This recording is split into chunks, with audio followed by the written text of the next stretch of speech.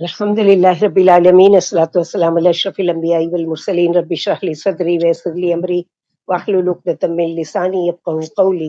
اللهم فقهنا في الدین، اللهم فقهنا لما تحب وترضى، اللهم لا سهل ما جعلته سهلا وانت تجعل الحزن اذا شئت وانت تجعل الحزن اذا شئت سهلا، اللهم انفعنا بما علمتنا وعلمنا ما ينفعنا وزدنا علما، اللهم لك الحمد كله ولك الشكر كله، اللهم لك الحمد كله ولك الشكر كله، الحمد لله رب العالمين يا ارحم الراحمين.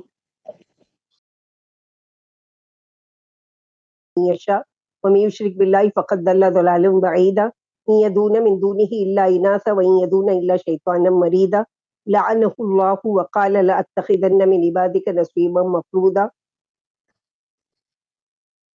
ولأضلنهم ولأمنينهم ولآمرنهم فليبتكن آذان الأنعام ولآمرنهم فليغيرن خلق الله، ومن يتخذ الشيطان وليا من دون الله فقد خسر خسرانا مبينا، يعيدهم ويمنيهم وما يعدهم الشيطان إلا غرورا، أولئك مأواهم جهنم ولا يجدون عنها محيصا، والذين آمنوا وعملوا الصالحات سندخلهم جنات تجري من تحتها الأنهار خالدين فيها أبدا، وعد اللہ حق ومن اصدق من اللہ قیلا۔ یاد رکھو اللہ اس گناہ کو نہیں بخشتے کہ اس کے ساتھ شرک کیا جائے، اور شرک کے سوا تمام گناہ جس کے لیے چاہے بخش دیتے ہیں۔ یعنی اللہ کی نظر میں شرک اتنا بڑا ظلم ہے، اتنا بڑا گناہ ہے کہ اللہ سبحانہ و تعالیٰ تمام گناہوں کو معاف کرنے کے لیے تیار ہے، لیکن شرک جیسا کبیرہ گناہ جب تک انسان توبہ نہیں کرتا اس کی معافی نہیں ہے۔ اور جس نے اللہ کے ساتھ شرک کیا وہ راہ سے بہت دور جا پڑے۔ یہ تو اللہ کو چھوڑ کر عورتوں کو ہی پکارتے، جیسے اپنی دیویاں وغیرہ بنا لیتے، در حقیقت یہ سرکش شیطانی کو پکارتے ہیں جس پر اللہ نے لعنت کی ہے۔ اللہ اور شیطان نے کہا کہ میں تیرے بندوں سے ایک ٹھہرایا ہوا حصہ لے کر رہوں گا، بلا شبہ میں انہیں گمراہ کرتا رہوں گا، انہیں باطل آرزوئیں دلاتا رہوں گا، اور انہیں حکم کروں گا کہ وہ جانوروں کے کان چیرے، اور انہیں حکم کروں گا کہ اللہ کی خلقت کو بدل ڈالے۔ اور جس نے اللہ کو چھوڑ کر شیطان کو دوست بنایا وہ کھلے گھاٹے میں پڑ گیا۔ شیطان تو ان سے صرف زبانی وعدے کرتا ہے۔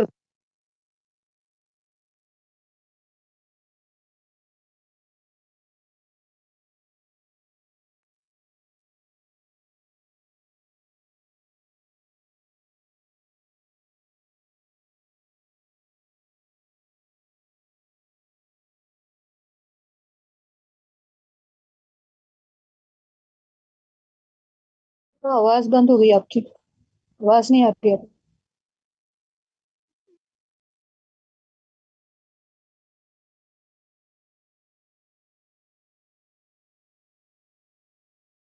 آواز آ رہی ہے؟ جی ابھی آئی، نہیں آ رہی تھی، مائک آن تھا لیکن آواز نہیں آ رہی۔ اوکے، تو شیطان کے بارے میں اس آیت میں آیا ہے۔ ابھی کلیئر ہے آواز کی یا پھر میں مائک کو یہ لگاؤں ایئر نہیں فون؟ کلیئر، ابھی کلیئر ہے نا؟ الحمدللہ۔ شیطان جو ہے وہ وسوسے ڈالتا ہے، اور اس نے اللہ سبحانہ و تعالیٰ سے چیلنج کیا ہے۔ اس لیے کیا کرتا ہے وہ کہ وہ جیسے ویسٹرن کلچر میں دیکھا جاتا ہے کہ مرد جو ہے ان کو عورتیں بننے کا شوق ہے، عورتیں ہیں جو ان کو مرد بننے کا شوق ہے، تو یہ ساری چیزیں تو یہ کھلے، اور وہ اس کے علاوہ اگر وہ اپنی یعنی جنس نہیں بدلتے ہیں تو اپنی شکلیں بدل لیتے ہیں۔ جیسے آج کے لڑکوں کو دیکھیں گے بڑے بڑے بال، کان میں بالی بنا کے پہننا، اور یہ ساری چیزیں۔ اللہ کے نبی صلی اللہ علیہ وسلم نے کیا فرمایا کہ جو عورت کی مشابہت کرے مرد، اور مرد کی عورت مشابہت کرے تو اس پر اللہ کی لعنت ہے۔ تو شیطان ہی یہ سارے وسوسے ڈالتا ہے کہ ایسا کرو، لیکن جو ایمان لائے اور اچھے عمل کرتے رہے ہم انہیں جنتوں میں داخل کرنے والے ہیں، جن کے نیچے نہریں جاری ہیں، جہاں وہ ہمیشہ ہمیشہ رہیں گے۔ اور یہ اللہ کا سچا وعدہ ہے، اور باتوں میں اللہ سے بڑھ کر کون سچا ہے۔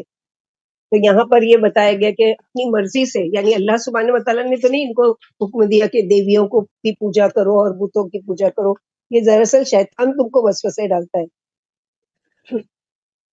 لیس بامانیکم ولا امانی اہل الکتاب من یعمل سوءا یجز به ولا یجد له من دون اللہ ولیا ولا نصیرا ومن یعمل من الصالحات من ذکر او انثى وهو مؤمن فاولئک يدخلون الجنة ولا یظلمون نقیرا ومن احسن دینا ممن اسلم وجهه للہ وهو محسن واتبع ملة ابراہیم حنیفا واتخذ اللہ ابراہیم خلیلا وللہ ما فی السماوات وما فی الارض وکان اللہ بکل شیء محیطا۔ معاملہ نہ تمہاری آرزوؤں پر ہے اور نہ اہل کتاب کی آرزوؤں پر. جو شخص برا عمل کرے گا اسے اس کا بدلہ دیا جائے گا اور وہ اللہ کے پاس کسی کو اپنا حمایتی اور مددگار نہیں پائے گا. اور جو نیک عمل کریں گے خواہ وہ مرد ہو عورتیں اور ایمان بھی رکھتے ہو وہی جنت میں داخل ہوں گے اور ان پر گٹلی کی جھلی کے برابر بھی ظلم نہیں ہوگا. بھلا اس سے بڑھ کر کون اچھے دین والا ہوگا جس نے اپنی ذات اللہ کی مطیع و ملقات بنا دی اور وہ مخلص بھی ہے. اس نے مذہب ابراہیم کی جو موحد تھے پیروی کی اور اللہ نے ابراہیم علیہ السلام کو خلیل بنا لیا. اور اللہ ہی کے لیے ہے جو کچھ آسمانوں میں ہے اور جو کچھ زمین میں ہے اور اللہ ہر چیز کو گھیرنے والے ہیں. تو ان آیتوں سے کیا پتا چلا کہ کسی کا عمل کسی کو جنت میں نہیں لے جائے گا یا اپنی خواہشات جنت میں نہیں لے جائیں گی. جنت میں لے جانے والا کیا ہے وہ عمل جو اللہ سبحانہ و تعالیٰ کی رضا و خوشنودی کے لیے کیا جائے. اور دوسری چیز یہ ہے کہ یعنی اللہ تعالیٰ اس سے راضی ہو اس عمل سے. اور یہاں پر جو آیت میں عورتوں اور مردوں کو دونوں کی خوشی کے لیے ہے یعنی جس نے اپنی ذات اللہ کے حوالے کر دی اور اپنے عزت و جلال والے رب کی رضا مندی کے لیے خلوص سے عمل کرتا رہا اس کے ثواب پر یقین کر کے اور اللہ کو خوش کرنے کے لیے اس کی رضا مندی کے عمل کیے اور عمل میں شریعت مطہرہ کی مطابقت کا لحاظ رکھ رہا اس کے لیے جنت ہے. ہر عمل کے لیے یہ دو شرطیں ضروری ہے جیسا کہ ہم لوگ جو تفاسیر میں پڑھتے ہیں کہ اس عمل کی نیت خالص اللہ سبحانہ و تعالیٰ کے لیے ہونا چاہیے اور طریقہ محمد صلی اللہ علیہ وسلم کا اگر چاہتے ہیں کہ وہ عمل ہم کو جنت میں لے جانے والا ہو. وَيَسْتَفْتُونَكَ فِي النِّسَاءِ قُلِ اللَّهُ يُفْتِيكُمْ فِيهِنَّ وَمَا يُتْلَى عَلَيْكُمْ فِي الْكِتَابِ فِي يَتَامَى النِّسَاءِ اللَّاتِي لَا تُؤْتُونَهُنَّ مَا كُتِبَ لَهُنَّ وَتَرْغَبُونَ أَن تَنكِحُوهُنَّ وَالْمُسْتَضْعَفِينَ مِنَ الْوِلْدَانِ وَأَن تَقُومُوا لِلْيَتَامَى بِالْقِسْطِ وَمَا تَفْعَلُوا مِنْ خَيْرٍ فَإِنَّ اللَّهَ كَانَ بِهِ عَلِيمًا. اور لوگ آپ سے عورتوں کے بارے میں فتویٰ پوچھتے ہیں فرما دیجئے اللہ تمہیں ان کے بارے میں فتویٰ دیتے ہیں اور جو کتاب میں پڑھ کر تمہیں سنایا جاتا ہے وہ ان یتیم بچیوں کا حکم ہے جن کو تم ان کا مقرر حق نہیں دیتے اور ان سے نکاح کی خواہش مند ہو اور کمزور بچوں کے بارے میں بھی فتویٰ دیتے ہیں اور اس بات کا بھی کہ تم یتیموں کے بارے میں انصاف پر قائم رہو اور تم جو بھلائی کرو گے وہ اللہ خوب جانتے ہیں. یعنی اگر کسی شخص کے پاس یتیم بچی اور وہی اس کا ولی وارث ہے پھر اس کے مال میں شریک بھی ہو اور اسے نکاح کرنا چاہتا ہوں یا بدسورتی کی وجہ سے نکاح نہ بھی کرنا چاہتا اور دوسرے سے اس کا نکاح اس لیے نہیں چاہتا کہ وہ مال میں شریک ہو جائے لہذا اسے بٹھائے رکھتا ہے ایسے شخص کے بارے میں آیت اتری ہے. جیسے عائشہ رضی اللہ عنہ فرماتی ہے پھر لوگوں نے نبی صلی اللہ علیہ وسلم سے ان کے بارے میں فتویٰ پوچھا اس پر اللہ تعالیٰ نے آیت اتاری کہ اللہ سے ڈرو یتیم بچیوں کے معاملے میں یا جو وہ چھوٹے بچے ہیں ان کے معاملے میں. اس سورے میں زیادہ تر دیکھ رہے یتیموں کے مسکینوں کے حقوق کے بارے میں عورتوں کے حقوق کے بارے میں وَإِنِ امْرَأَةٌ خَافَتْ مِنْ بَعْلِهَا نُشُوزًا أَوْ إِعْرَاضًا فَلَا جُنَاحَ عَلَيْهِمَا أَنْ يُصْلِحَا بَيْنَهُمَا صُلْحًا وَالصُّلْحُ خَيْرٌ وَأُحْضِرَتِ الْأَنفُسُ الشُّحَّ وَإِنْ تُحْسِنُوا وَتَتَّقُوا فَإِنَّ اللَّهَ كَانَ بِمَا تَعْمَلُونَ خَبِيرًا. وَلَن تَسْتَطِيعُوا أَن تَعْدِلُوا بَيْنَ النِّسَاءِ وَلَوْ حَرَصْتُمْ فَلَا تَمِيلُوا كُلَّ الْمَيْلِ فَتَذَرُوهَا كَالْمُعَلَّقَةِ وَإِن تُصْلِحُوا وَتَتَّقُوا فَإِنَّ اللَّهَ كَانَ غَفُورًا رَحِيمًا وَإِن يَتَفَرَّقَا يُغْنِ اللَّهُ كُلًّا مِّن سَعَتِهِ وَكَانَ اللَّهُ وَاسِعًا حَكِيمًا. اور اگر کسی عورت کو اپنے شوہر کی نافرمانی یا بے پرواہی کا ڈر ہو کل کی آیتوں میں ہم نے کیا پڑھا کسی شوہر کو اپنی بیوی کی بدکاری کا ڈر ہو. اب یہاں پر کسی عورت کو اپنی شوہر کی نافرمانی یا بے پرواہی کا ڈر ہو تو دونوں پر باہمی صلح کرنے میں کوئی حرج نہیں اور صلح بہت بہتر ہے اور ہر شخص میں لالچ موجود ہے اور اگر تم نیکی کرو اور پرہیزگاری اختیار کرو تو اللہ کو تمہارے سارے کاموں کی خبر ہے. تم عورتوں میں برابری ہرگز نہیں کر سکتے اگر تم کو اس کی حرص ہو تو پوری طرح کسی کی طرف جھکو بھی نہیں کہ ایک کو معلق چھوڑ دو اور اگر تم اصلاح کر لو اور اللہ سے ڈرو تو یاد رکھو اللہ بڑے بخشنے والے اور مہربان ہے. اگر دونوں جدا ہو جائیں تو اللہ ہر ایک کو اپنی فراخی سے بے نیاز کر دیں گے اللہ بڑی وسعت والے ہیں. تو یہاں پر میاں بیوی کو یہ چوائس دی گئی جیسے اللہ کے نبی صلی اللہ علیہ وسلم کی مثال دیکھیں گے کہ حضرت سودا رضی اللہ تعالیٰ جو بہت عمر دراز تھی اور انہوں نے آپ صلی اللہ علیہ وسلم سے صلح کر لی اور اپنی باری کا حق کا ہبہ کر دیا یعنی میں بوڑھی ہو چکی ہوں مجھے نفسانی خواہشات کی ضرورت نہیں رہی ہے لہٰذا میں آپ سے ایسا نہیں کہ آپ مجھے طلاق دے دیں اور آپ کی زوجیت سے میں نکل جاؤں میں آپ کی زوجیت میں ہی رہنا چاہتی ہوں ہاں میں اپنا حق کسی کو دے دیتی ہوں.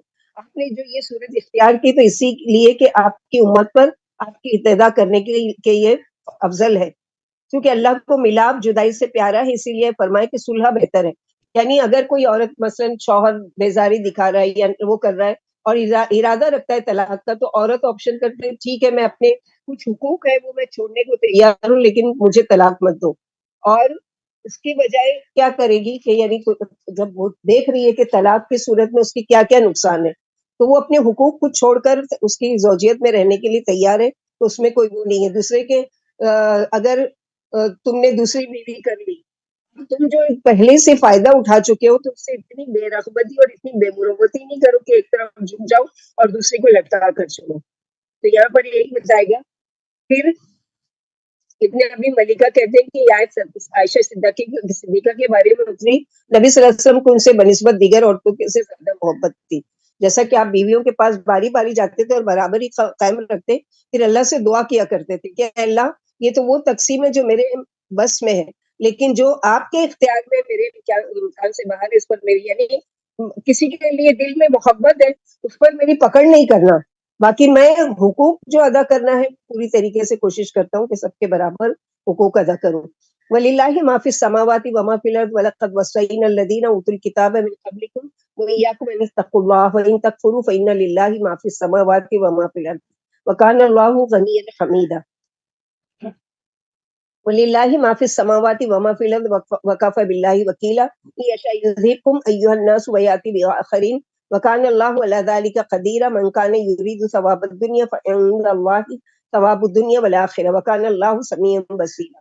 اور آسمان و زمین میں جو کچھ ہے سب اللہ ہی کا ہے. تم سے پہلے کتاب والوں کو اور تم کو ہمارا یہی تاکیدی حکم ہے کہ اللہ سے ڈرو. اگر تم کفر کرو تو یاد رکھو اللہ ہی کا ہے جو کچھ آسمانوں میں زمین میں، اور اللہ بڑے بے نیاز اور تعریفوں والے، اور اللہ ہی کا ہے جو کچھ آسمان و زمین میں، اللہ کا بنانے میں کافی ہے. لوگوں اگر اللہ چاہے تو تم سب کو ختم کر دے اور دوسرے لے آئے. اللہ اس پر خوب قادر ہے. جو شخص دنیاوی ثواب چاہتا ہو تو اللہ کے پاس تو دنیا اور آخرت دونوں کا ثواب ہے، اور اللہ خوب سننے والے اور خوب جاننے والے ہیں.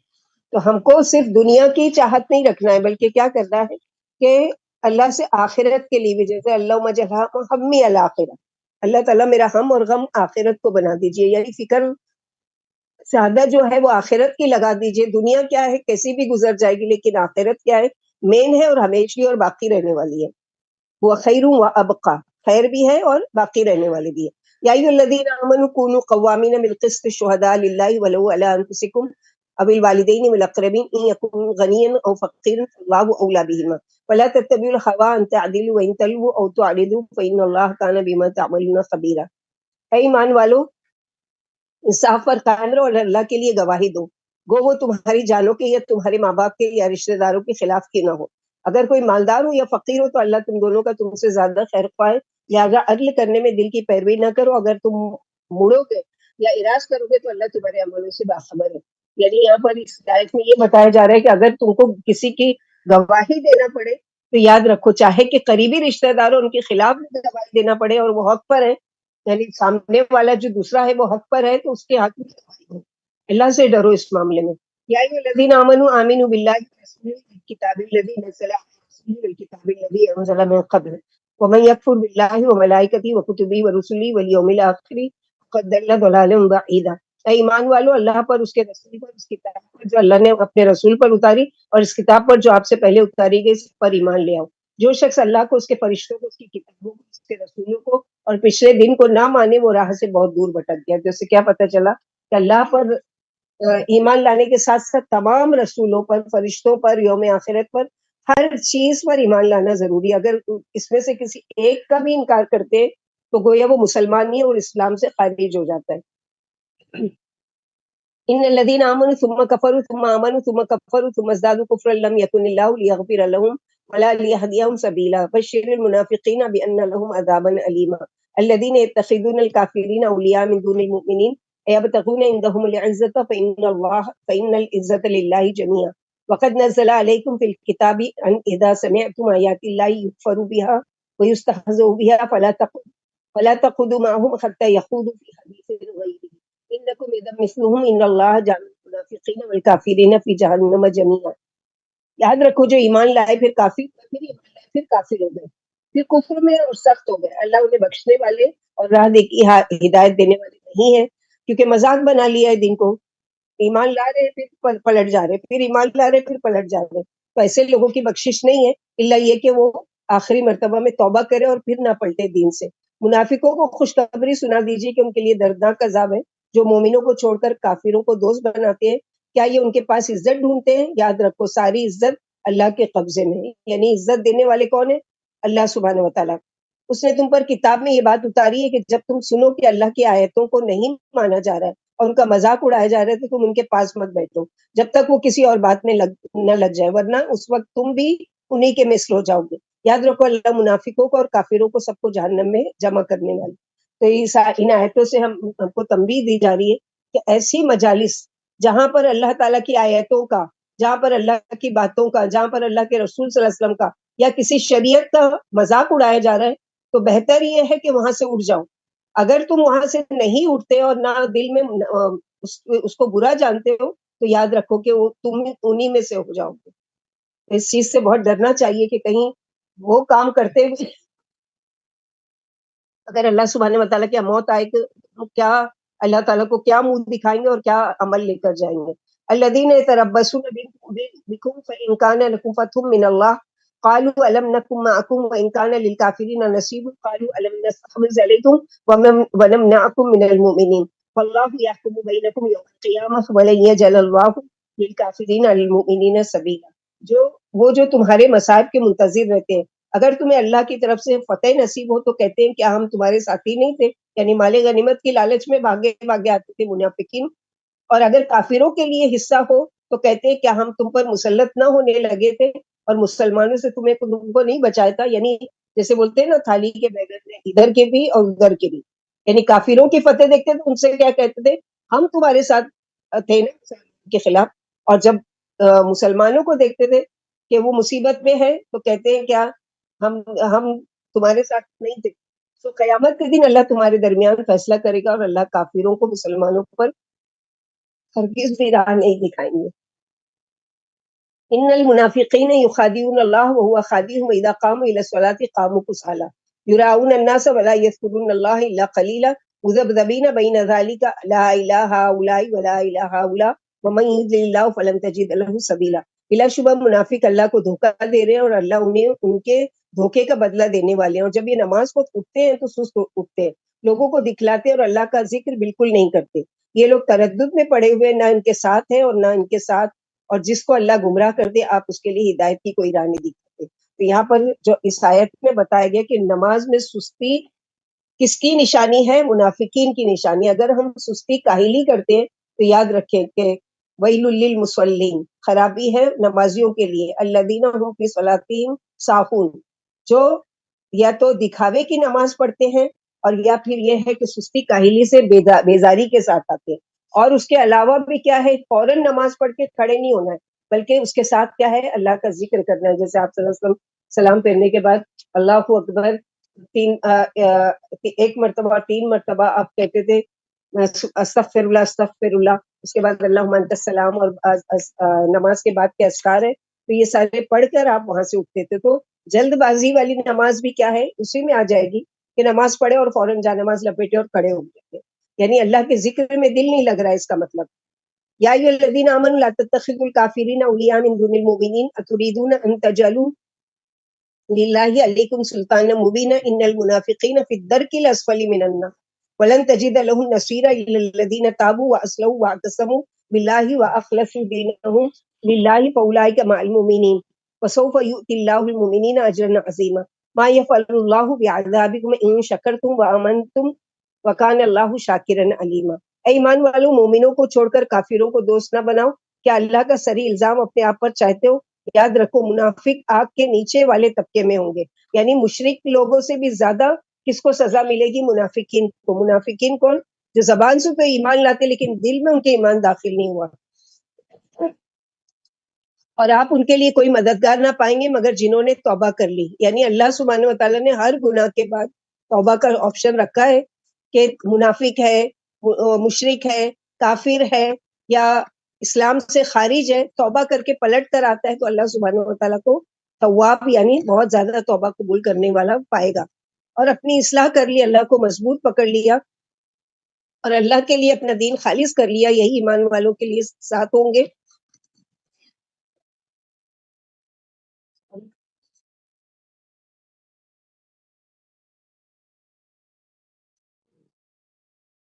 اللہ مومنوں کو اجر عظیم دینے والے ہیں. اللہ تمہیں عذاب دے کر کیا کریں گے اگر تم شکر گزار مومن بن کر رہو اور اللہ قدردان اور خوب جاننے والے. یعنی اللہ سبحانہ و تعالیٰ خود بتا رہے ہیں عذاب کو تو تیار کیے، لیکن اللہ کو کیا ملے گا عذاب دے کر، جبکہ اللہ ایک ایک اپنے بندوں سے اور ایک ایک اپنے یعنی جو بھی مخلوق پیدا کیے ان سب سے محبت کرتے ہیں. تو اللہ سبحانہ و تعالیٰ ہرگز نہیں چاہتے کہ کسی کو سزا دی جائے یا کسی کو عذاب دیا جائے. اللہ تعالیٰ خود کہہ رہے ہیں کہ ہم کو کیا ملے گا تم کو عذاب دے کے اگر تم شکر کرتے ہو. شکر کا معنی کیا ہے کہ وہ کام کرنا جو اللہ سبحانہ و تعالیٰ نے ہم کو کرنے کا حکم دیا ہے اور جس مقصد کے لیے ہم کو دنیا میں بھیجا ہے کہ ایک اللہ کی عبادت کی جائے. چھٹا پارہ سورہ نساء کنٹینیو ہے.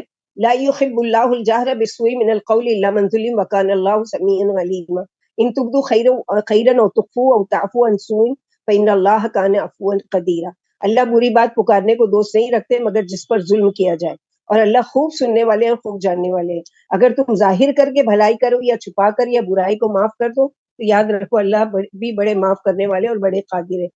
یعنی ہر ایک انسان کے اندر کوئی نہ کوئی کمی کوتاہی یا کوئی بھی ایسی عادت ہو سکتی ہے جو اللہ کو پسند نہیں. ہمارے لیے کیا حکم ہے کہ ہر مجلس میں یا لوگوں کے سامنے ان کے عیب بیان کرنے سے بچیں. یاد رکھے قیامت کے دن اللہ تعالیٰ کچھ ایسے لوگ ہوں گے جن کے عیبوں پر پردہ ڈالیں گے. من ستر مسلمن ستر اللہ فی الدنیا والآخرہ، اور اللہ ان کے عیبوں پر پردہ ڈالیں گے جو دنیا میں لوگوں کے عیبوں پر پردہ ڈالتے ہیں.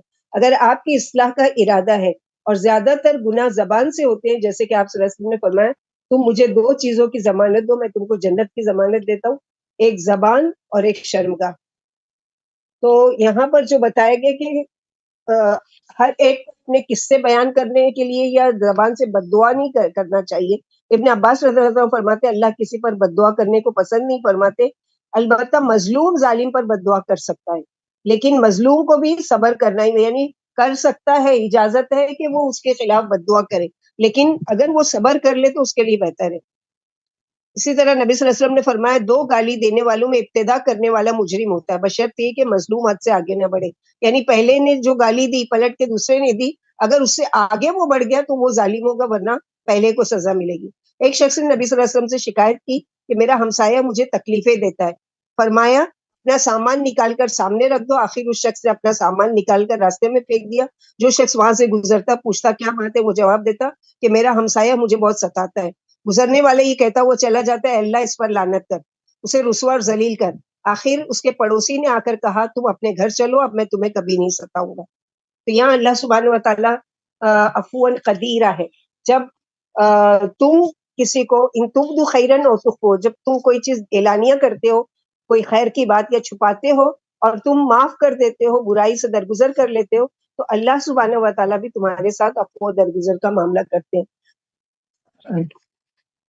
ان الذين يكفرون بالله ورسوله ويريدون ان يفرقوا بين الله ورسوله ويقولون نؤمن ببعض ونكفر ببعض ويريدون ان يتخذوا بين ذلك سبيلا اولئك هم الكافرون حقا واعتدنا للكافرين عذابا مهينا والذين امنوا بالله ورسوله ولم يفرقوا بين احد منهم اولئك سوف يؤتيهم اجورهم وكان الله غفورا رحيما.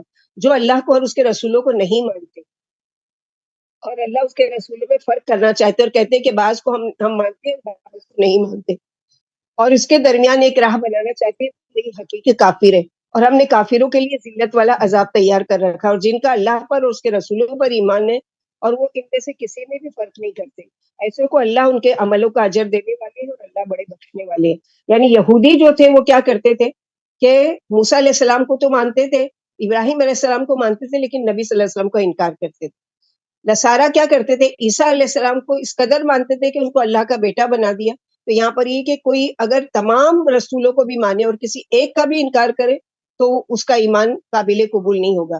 غرض یہ کہ جس نے کسی نبی کو نہیں مانا اس نے تمام نبیوں کا انکار کیا، کیونکہ ہر نبی پر ایمان لانا کیا ہے، فرض ہے. جیسے ہم لوگ پڑھ چکے نا اور روز رات میں پڑھتے ہیں لا نفرق بین احد منهم، کہ ہم ان میں سے کسی کے ساتھ فرق نہیں کرتے، ہم تمام انبیاء پر ایمان لاتے کہ سب اللہ کے بھیجے ہوئے رسول ہیں.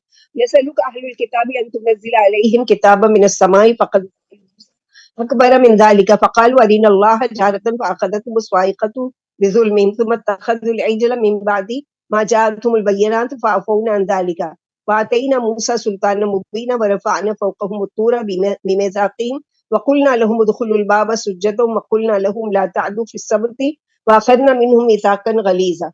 یہ اس کا زیادہ تر مضمون ہم سورہ بقرہ میں پڑھ چکے ہیں کہ موسیٰ علیہ السلام کی قوم اہل کتاب آپ سے یہ درخواست کرتے کہ آپ ان پر آسمان سے ایک کتاب اتار لائیں، یعنی باقاعدہ کتاب کی شکل، جیسے تورات انجیل نازل ہوئی ایسی ہم دیکھتے، یہ نہیں کہ آپ کے پاس فرشتہ آ رہا ہے وہی پڑھ کے سنا رہا ہے اور آپ آ کے پڑھ کے، نہیں، ہم کتاب کی شکل میں دیکھنا چاہتے ہیں.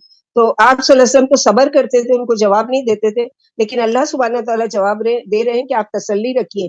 موسیٰ علیہ السلام کو تو اس سے بھی بڑی درخواست کی گئی تھی کہ ہم جب تک نہیں مانیں گے، جب تک کہ ہم اللہ کو اپنے سامنے نہیں دیکھ لیں. اس پر اللہ نے ان کی ظلم کی وجہ سے ایک چیخ، ایک بجلی گرا دی. پھر انہوں نے اپنے پاس کھلے کھلے دلائل آ جانے کے بعد بھی بچڑے کو معبود بنا لیا، مگر ہم نے اسے بھی معاف کر دیا اور ہم نے موسیٰ علیہ السلام کو کھلی حجت دی اور غلبہ دیا، اور ہم نے ان سے عہد لینے کے لیے کہ ان پر طور پہاڑ اٹھایا اور انہیں حکم دیا کہ دروازے میں سجدہ کرتے ہوئے داخل ہونا، اور یہ بھی حکم دیا تھا کہ ہفتے میں زیادتی نہ کرنا، اور ہم نے ان سے ایک مضبوط عہد لیا. پورے قرآن میں سب سے زیادہ جس نبی کا ذکر آئے گا وہ موسیٰ علیہ السلام اور ان کی قوم کا ہے.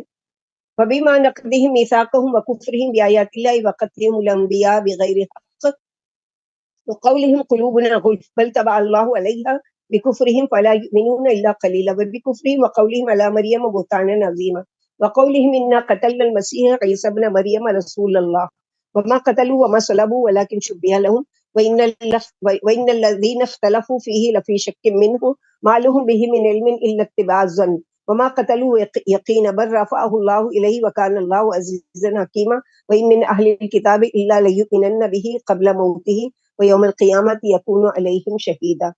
یہ سزا ان کے عہد توڑنے کی وجہ سے، اللہ کی آیتوں کو نہ ماننے کی وجہ سے، ناحق نبیوں کو قتل کرنے کی وجہ سے، ان کے یہ کہنے کی وجہ سے ہے کہ ہمارے دلوں پر پردے پڑے ہوئے، بلکہ اللہ نے ان کے کفر کی وجہ سے ان کے دلوں پر مہر لگا دی. لہٰذا ان میں سے تھوڑے کے علاوہ ایمان نہیں لائیں گے، اور ان کے کفر کی وجہ سے، مریم علیہ السلام پر عظیم بہتان باندھنے کی وجہ سے، ان کے اس کہنے کی وجہ سے کہ ہم نے مسیح عیسیٰ ابن مریم کو جو اللہ کے رسول تھے قتل کر ڈالا. حالانکہ انہوں نے ان کو نہ قتل کیا اور نہ صلیب پر چڑھائے، لیکن ان کے لیے ان کی مشابہ صورت بنا دی گئی، اور جن لوگوں نے ان کے بارے میں اختلاف کیا وہ ان کی جانب سے شک میں ہیں، اور ان کے پاس بجز گمان کی پیروی کے یقین نہیں. یقیناً انہوں نے ان کو قتل نہیں کیا، بلکہ انہیں اللہ نے اپنی طرف اٹھا لیا، اور اللہ بڑی عزت والے اور بڑی حکمت والے. کوئی بھی اہل کتاب حضرت عیسیٰ علیہ السلام پر ان کی موت سے پہلے ایمان لائے بغیر نہ رہے گا، اور قیامت کے دن اس پر گواہ ہوگا. تو اس آیت میں کہا جا رہا ہے کہ ان گناہوں کا بیان ہے جن کا ارتکاب کر کے یہودی قابل لعنت ٹھہرے اور ہدایت و حق سے دور جا پڑے. انہوں نے عہد توڑے جو ان سے لیے گئے تھے کہ اللہ کی آیتوں کو نہ مانا، اور انہیں انبیاء علیہ السلام کے ہاتھوں سے معجزے دکھائے گئے، انہیں ٹھکرا دیا. اور ایک اور وہ کہ عیسیٰ علیہ السلام کو نعوذ باللہ ان لوگوں نے سمجھا کہ قتل کیا، جبکہ اللہ سبحانہ و تعالیٰ قرآن میں گواہی دیتے ہیں کہ ہم نہ وہ قتل کیے گئے اور نہ وہ صلیب پر چڑھائے گئے، بلکہ کیا ہے کہ ہم نے ان کو آسمان پر اٹھا لیا. تو قیامت سے پہلے عیسیٰ ابن مریم، عیسیٰ علیہ السلام دوبارہ دنیا میں آئیں گے، اپنی جو عمر ہے اس کو پوری کریں گے، شادی کریں گے، دجال کو وہ کریں گے. تو یہاں پر نبی صلی اللہ علیہ وسلم نے فرمایا اس کی قسم جس کے ہاتھ میں میری جان ہے، قریب ہے کہ ابن مریم تم میں اتر آئیں گے، پھر عادل و منصف بن کر صلیب توڑ دیں گے، خنزیر کو قتل کریں گے، جزیہ موقوف کر دیں گے، مال کی اس قدر کثرت ہو جائے گی کہ کوئی اس کو قبول نہیں، یعنی کوئی صدقہ و خیرات لینے والا نہیں ہوگا، سبھی مالدار ہوں گے. انسان کے لیے ایک سجدہ دنیا اور معافیہ سے بہتر ہوگا. ابو ہریرہ رضی اللہ عنہ کہتے ہیں اگر چاہو تو تم یہ آیت پڑھ لو کہ اللہ سبحانہ و تعالیٰ نے عیسیٰ علیہ السلام کے بارے میں کیا بتایا. تو ہمارا ایمان کیا ہے کہ وما قتلوه وما صلبوه ولكن شبه لهم ففي ظلم من الذين حادوا حرمنا عليهم لهم وبصدهم عن سبيل الله كثيرا واخذهم الربا واكلهم اموال الناس بالباطل واعتدنا للكافرين منهم عذابا اليما منهم والمؤمنون يؤمنون بما انزل اليك وما انزل من قبلك والمقيمين الصلاة والمؤتون الزكاة والمؤمنون بالله واليوم الآخر اولئک سنؤتیہم اجرا عظیما. پھر یہودیوں کے ظلم کی وجہ سے ہم نے ان پر کتنی ہی پاک چیزیں حرام کر دی، کیونکہ ان لوگوں نے جیسے سورہ آل عمران میں ابراہیم قل صدق اللہ فاتبع ملت ابراہیم حنیفا، یعنی انہوں نے اپنی جان پر ظلم کیا کہ وہ چیزیں جو اللہ تعالیٰ نے ان پر حلال کی تھی اس کو حرام کیا. اسی لیے اب کچھ چیزیں ایسی ہیں کہ اللہ تعالیٰ نے خود ان پر حرام کر دی، اور اس وجہ سے بھی کہ وہ بہت لوگوں کو اللہ کی راہ سے روکتے تھے اور ان کے سود لینے کی وجہ سے بھی، حالانکہ وہ سود سے روکے گئے تھے، اور اس وجہ سے بھی کہ وہ لوگوں کا مال کھاتے تھے، اور ہم ان میں سے کافروں کے لیے دردناک عذاب تیار کر رکھا ہے۔ لیکن ان میں سے پکے علم والے اور ایمان والے اس کتاب پر بھی ایمان لاتے جو آپ کی طرف اتاری گئی، ان کتابوں پر بھی جو آپ سے پہلے اتاری گئی، یہ پابندی ہے، ایسے نماز پڑھتے، زکوٰۃ دیتے اور اللہ پر اور پچھلے دن پر یقین رکھتے، ہم انہیں ان کو ان کا اجر عظیم دینے والے ہیں۔ راسخ العلم وہ ہوتے ہیں جس میں 4 چیزیں ہوتی ہیں۔ نمبر 1 اس کے اور اللہ کے بیچ میں تقوی ہوتا ہے۔ نمبر 2 اس کے اور دوسرے بندوں کے درمیان عاجزی اور انکساری ہوتی ہے۔ نمبر 3 اس کے اور دنیا کے درمیان بے رغبتی ہوتی ہے، یعنی دنیا کی لالچ میں نہیں پڑتا وہ، بلکہ اس کو آخرت کا مین گول لگا ہوا رہتا ہے۔ اور نمبر 4 وہ اپنے نفس کے ساتھ تو جہاد کرتا رہتا ہے، یعنی اپنے نفس کی اصلاح کرتے رہتا ہے مسلسل۔ تو یہاں پر ہی بتایا گیا کہ راسخ العلم ہے وہ اللہ پر پوری طریقے سے ایمان لاتے، اس میں کوئی ٹیڑھ نہیں نکالتے، لیکن اس کے علاوہ جو ہے وہ کیا کرتے کہ حلال کردہ چیزوں کو بھی حرام کی مرضی سے کرتے۔ انا اوحینا الیک کما اوحینا الی نوح والنبیین من بعدہ واوحینا الی ابراہیم واسماعیل واسحاق ویعقوب والاسباط وعیسی وایوب ویونس وہارون وسلیمان وآتینا داؤد زبورا ورسلا قد قصصناهم علیک من قبل ورسلا لم نقصصهم علیک وکلم اللہ موسیٰ تکلیما رسلا مبشرین ومنذرین لئلا یکون للناس علی اللہ حجۃ بعد الرسل وکان اللہ عزیزا حکیما۔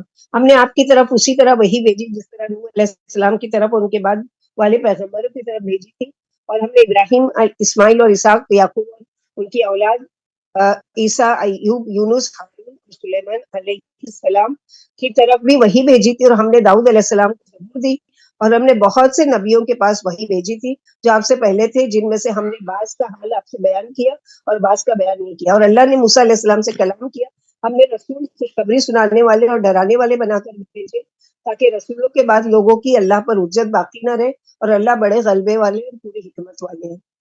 تو یہاں پر یعنی ہم نے اس آیت کے اترنے سے پہلے مکی صورتوں میں تمہیں بہت سے رسولوں کا حال سنایا جن نبیوں کے قرآن میں نام موجود ہے، اور تقریباً 25 نام جو ہے نبیوں کے وہ موجود ہیں۔ اس کے علاوہ بھی انبیاء ہیں لیکن ان کے نام نہیں ہیں قرآن میں، نہ آپ صلی اللہ علیہ وسلم کو بتائے گئے۔ تو اس سے کیا پتہ چلتا ہے کہ ان 25 کے علاوہ جو قرآن میں نام لیے گئے اور بھی انبیاء اترے ہیں۔ نبی صلی اللہ علیہ وسلم نے فرمایا اللہ سے زیادہ کوئی غیرت مند نہیں، اسی وجہ سے اس نے کھلی چھپی سب بے حیائی سے منع فرما دیا، اور کوئی اللہ سے زیادہ تعریف کو بھی محبوب نہیں رکھنے والا نہیں، اسی وجہ سے اس نے آپ اپنی ذات کی تعریف فرمائی، اور اللہ سے زیادہ کوئی عذر محبوب نہیں رکھتا، اسی وجہ سے اس نے نبیوں کو بشیر و نذیر بنا کر بھیجا۔ لیکن اللہ یشہد بما انزل الیک انزلہ بعلمہ والملائکۃ یشہدون وکفی باللہ شہیدا ان الذین کفروا وصدوا عن سبیل اللہ وقد ضلوا ضلالا بعیدا ان الذین کفروا وظلموا لم یکن اللہ لیغفر لهم ولا لیہدیہم طریقا الا طریق جہنم خالدین فیہا ابدا وکان ذلک علی اللہ یسیرا یا ایھا الناس قد جاءکم الرسول بالحق من ربکم فآمنوا خیرا لکم وان تکفروا فإن للہ ما فی السماوات والارض وکان اللہ علیما حکیما۔ لیکن اللہ اس کتاب کے ذریعے جسے اس نے آپ کے پاس اپنے علمی کمال کے ساتھ بھیجا، خود آپ کی نبوت کی شہادت دے رہا ہے اور فرشتے بھی شہادت دے رہے، اور اللہ گواہ ہونا کافی ہے، جو کافر ہے اور دوسروں کو بھی اللہ کی راہ سے روک رہے ہیں، یقیناً وہ دور والی گمراہی میں جا پڑے ہیں۔ جو لوگ منکر ہیں اور ظالم ہیں، بلا شبہ اللہ انہیں بخشنے والے نہیں اور نہ انہیں راہ پر لانے والے ہیں بجز جہنم کی راہ کے، جس میں وہ ہمیشہ رہیں گے، اور یہ سزا اللہ کے لیے بہت ہی آسان ہے۔ اے لوگوں، تمہارے پاس یہ رسول حق لے کر آئے ہیں، لہٰذا ایمان لے آؤ، یہ ایمان تمہارے لیے بہتر ہوگا، اور اگر تم کفر اختیار کرو گے تو یاد رکھو اللہ ہی کا ہے جو کچھ آسمانوں میں اور زمین میں ہے، اور اللہ خوب جاننے والے ہیں۔ تو ظالم کون ہے کہ وہ جو اللہ تعالیٰ کی یعنی اللہ کے ساتھ کفر کرے اور فرشتوں کا انکار کرے۔ ابن عباس رضی اللہ عنہ فرماتے نبی صلی اللہ علیہ وسلم کے پاس یہودیوں کی ایک جماعت آئی، آپ نے ان سے فرمایا اللہ کی قسم مجھے یقین ہے کہ تمہیں میری رسالت کا علم ہے۔ بولے ہمیں علم نہیں، اس پر یہ آیت اتری کہ علم اچھی طریقے سے، لیکن یہ جھوٹ بول کر کیا کر رہے ہیں، آپ کا انکار کر رہے ہیں محض حسد کی وجہ سے۔ یا اہل الکتاب لا تغلوا فی دینکم ولا تقولوا علی اللہ الا الحق انما المسیح عیسی ابن مریم رسول اللہ وکلماتہ القاها الی مریم وروح منہ فآمنوا باللہ ورسلہ ولا تقولوا ثلاثہ انتہوا خیرا لکم انما اللہ الہ واحد سبحانہ ان یکون لہ ولد لہ ما فی السماوات وما فی الارض وکفی باللہ وکیلا۔ اہل کتاب اپنے دین میں حد سے آگے نہ بڑھو اور اللہ کی شان میں سچی بات ہی کہو. مسیح عیسیٰ ابن مریم صرف اللہ کے رسول اور اس کا کلمہ ہے جن کو اس نے مریم کی علیہ السلام کی طرف پہنچا دیا اور اس کی طرف سے ایک روح ہے. لہٰذا اللہ پر اس کے رسولوں پر ایمان لاؤ اور 3 معبود نہ مانو. بعض آ جاؤ اسی میں تمہارے لیے بہتری. اللہ تو صرف ایک معبود ہے, وہ اولاد سے پاک ہے. جو کچھ آسمانوں اور زمین میں سب اسی کا ہے اور اللہ کام بنانے میں کافی ہے. نبی صلی اللہ علیہ وسلم نے فرمایا مجھے حد سے زیادہ نہ بڑھانا جس طرح عیسائیوں نے حضرت عیسیٰ علیہ السلام کو حد سے بڑھا دیا. میں تو صرف ایک بندہ ہوں, مجھے اللہ کا بندہ اور اس کا رسول ہی سمجھو. تو آج غلو کیا کیا جاتا ہے کہ اللہ کے رسول صلی اللہ علیہ وسلم کو اللہ کا بندہ ہی نہیں مانا جاتا. تو یہاں پر یہ ہے کہ اللہ کے نبی صلی اللہ علیہ وسلم نے منع کیا کہ میرے ساتھ غلو نہیں کرنا, ایسا کہ جیسے عیسیٰ ابن مریم کو کیا بنا دیا گیا اللہ کا بیٹا. میں اللہ کا بندہ ہوں اور مجھے اللہ کا بندہ ہی رہنے دو. لن يستنكف المسيح ان يكون عبدا لله ولا الملائكة المقربون ومن يستنكف عن عبادته ويستكبر فسيحشرهم اليه جميعا. فاما الذين امنوا وعملوا الصالحات فيوفيهم اجورهم ويزيدهم من فضله واما الذين استنكفوا فاستكبروا فيعذبهم عذابا اليما ولا يجدون لهم من دون الله وليا ولا نصيرا. مسیح اللہ کے بندہ بننے سے برا نہیں مانتے اور نہ مقرب فرشتے, اور جو شخص اللہ کی عبادت کو عار سمجھے اور اسے خود کو بڑا جانے تو اللہ ان سب کو اپنے پاس جمع کرنے والے ہیں. پھر جو ایمان لا کر نیک عمل کرتے رہے اللہ ان کے پورے پورے اجر دیں گے اور اپنے فضل سے انہیں زیادہ بھی دیں گے. لیکن جنہوں نے عار کی اور غرور کیا اور اللہ انہیں دردناک عذاب دیں گے اور وہ اپنا غیر اللہ کو حمایتی اور مددگار نہیں پائیں گے. یعنی بچپن میں ہی خود عیسیٰ علیہ السلام کی زبان سے اللہ سبحانہ و تعالیٰ نے کلمہ کہلوا دیا تھا. اس وقت جب لوگ دودھ پیتے بچے تھے کہ انی عبداللہ, بے شک میں اللہ کا بندہ ہوں, تو یہی بتائے گا کہ وہ تو خود نہیں پسند کرتے کہ ان کو اللہ کے بندے کے علاوہ کچھ اور پکارا جائے. تو تم کیسے جرات کرتے ہو کہ عیسیٰ علیہ السلام کو نعوذ باللہ اللہ کا بیٹا مانتے ہو؟ اللہ کی تو قل هو اللہ احد اللہ الصمد لم یلد ولم یولد ولم یکن له کفوا احد. یا ایھا الناس قد جاءکم برہان من ربکم وانزلنا الیکم نورا مبینا فاما الذین آمنوا باللہ واعتصموا به فسيدخلهم في رحمة منه وفضل ويهديهم إليه صراط مستقیما. لوگوں تمہارے رب کے پاس سے دلیل آ پہنچی اور ہم نے تمہاری طرف ایک ظاہر نور اتار دیا. پھر جو اللہ پر ایمان لے آئے اور اس کو مضبوط پکڑے رکھے انہیں اللہ اپنی رحمت اور فضل میں داخل کریں گے اور انہیں سیدھے راہ پر پہنچا دیں گے. اب یہاں جو برہان لوگوں کو یعنی عام خطاب ہے, تمام صرف ایمان والوں کو نہیں. اللہ تعالیٰ نے جو اتارا ہے نور مبینہ, وہ کیا ہے؟ دراصل اللہ کی کتاب, اللہ کا قرآن. آج اس کو بدل کر لوگ کیا کہتے ہیں کہ دیکھا اللہ تعالیٰ نے فرمایا, نبی صلی اللہ علیہ وسلم کو فرمایا کہ ہم نے نور اتارا, تو آپ صلی اللہ علیہ وسلم کو تو اتارا نہیں ہے نا, بلکہ وہ پیدا ہوئے اپنی ماں کے پیٹ سے. تو یہاں پر یہ جہالت کی بات ہے کہ اللہ تعالیٰ نے خود ان کو نور بنایا اور نور بنا کر اتارا. یہ ساری چیزیں قرآن کے خلاف باتیں ہیں. اس سے اللہ سے ڈرنا چاہیے, اللہ سے معافی مانگنا چاہیے. یستفتونک قل یفتیکم فی الکلالہ ان امرؤ خلق لیس له ولد وله اخت فلها نصف ما ترک وهو يرثها ان لم يكن لها ولد وان كانت اثنتين فلهما الثلثان مما ترك وان كانوا اخوة رجالا ونساء فللذكر مثل حظ الانثيين يبين الله لكم ان تضلوا والله بكل شيء عليم. وراثت کی آیتیں ڈیٹیل سے بتائی جا چکی سورہ نساء میں. آخری میں جو آیت آ رہی ہے اس میں کچھ چیزیں باقی رہ گئی تھی جس کو یہاں پر دوبارہ ذکر کیا جا رہا ہے. لوگ آپ سے فتویٰ پوچھتے ہیں, فرما دیجئے اللہ خود تم کو کلالہ کے بارے میں فتویٰ دیتے ہیں. اگر کوئی لاولد مر جائے, یعنی ایسا ہے جس کا کوئی نہ باپ ہے نہ بیٹا ہے اور وہ بغیر اولاد کا تھا, اور اس کی ایک بہن ہو تو اس کے چھوڑے ہوئے مال میں اسے 2/3 ملے گا, اور اگر بھائی بہن ہو تو بھائی کو 2 اور بہن کو 1/3 ملے گا. اللہ تمہارے واسطے بیان کرتے ہیں آیتیں تاکہ تم گمراہ نہ ہو, اور اللہ ہر چیز کو خوب جاننے والے. الحمدللہ الذی بنعمتہ تتم الصالحات. کل بھی پڑھ چکے کلالہ کے بارے میں. سورہ مائدہ کا مطلب ہے دسترخوان, اور آگے جیسا کہ آئے گا کہ یعنی جو عیسیٰ علیہ السلام کے ماننے والے تھے ان لوگوں نے کیا ڈیمانڈ کیا تھا کہ ہم اللہ پر ایمان لائیں گے اگر ہم اپنی آنکھوں سے دیکھیں کہ اللہ تعالیٰ ہمارے لیے آسمان سے دسترخوان اتارے. یعنی دسترخوان خالی یہ نہیں کہ جیسا ہمارے وہاں تصور ہے پلاسٹک کا اور کپڑے کا, بلکہ دسترخوان کا مطلب کہ کھانے سے سجا ہوا تھال, کہ ہم اس میں سے کھائیں بھی اور اللہ پر ایمان لائیں. تو اللہ تعالیٰ کا یہ معجزہ ہے جس کے بارے میں آگے دیکھیں گے کہ عیسیٰ علیہ السلام نے ان کو کیا جواب دیا. بسم اللہ الرحمن الرحیم.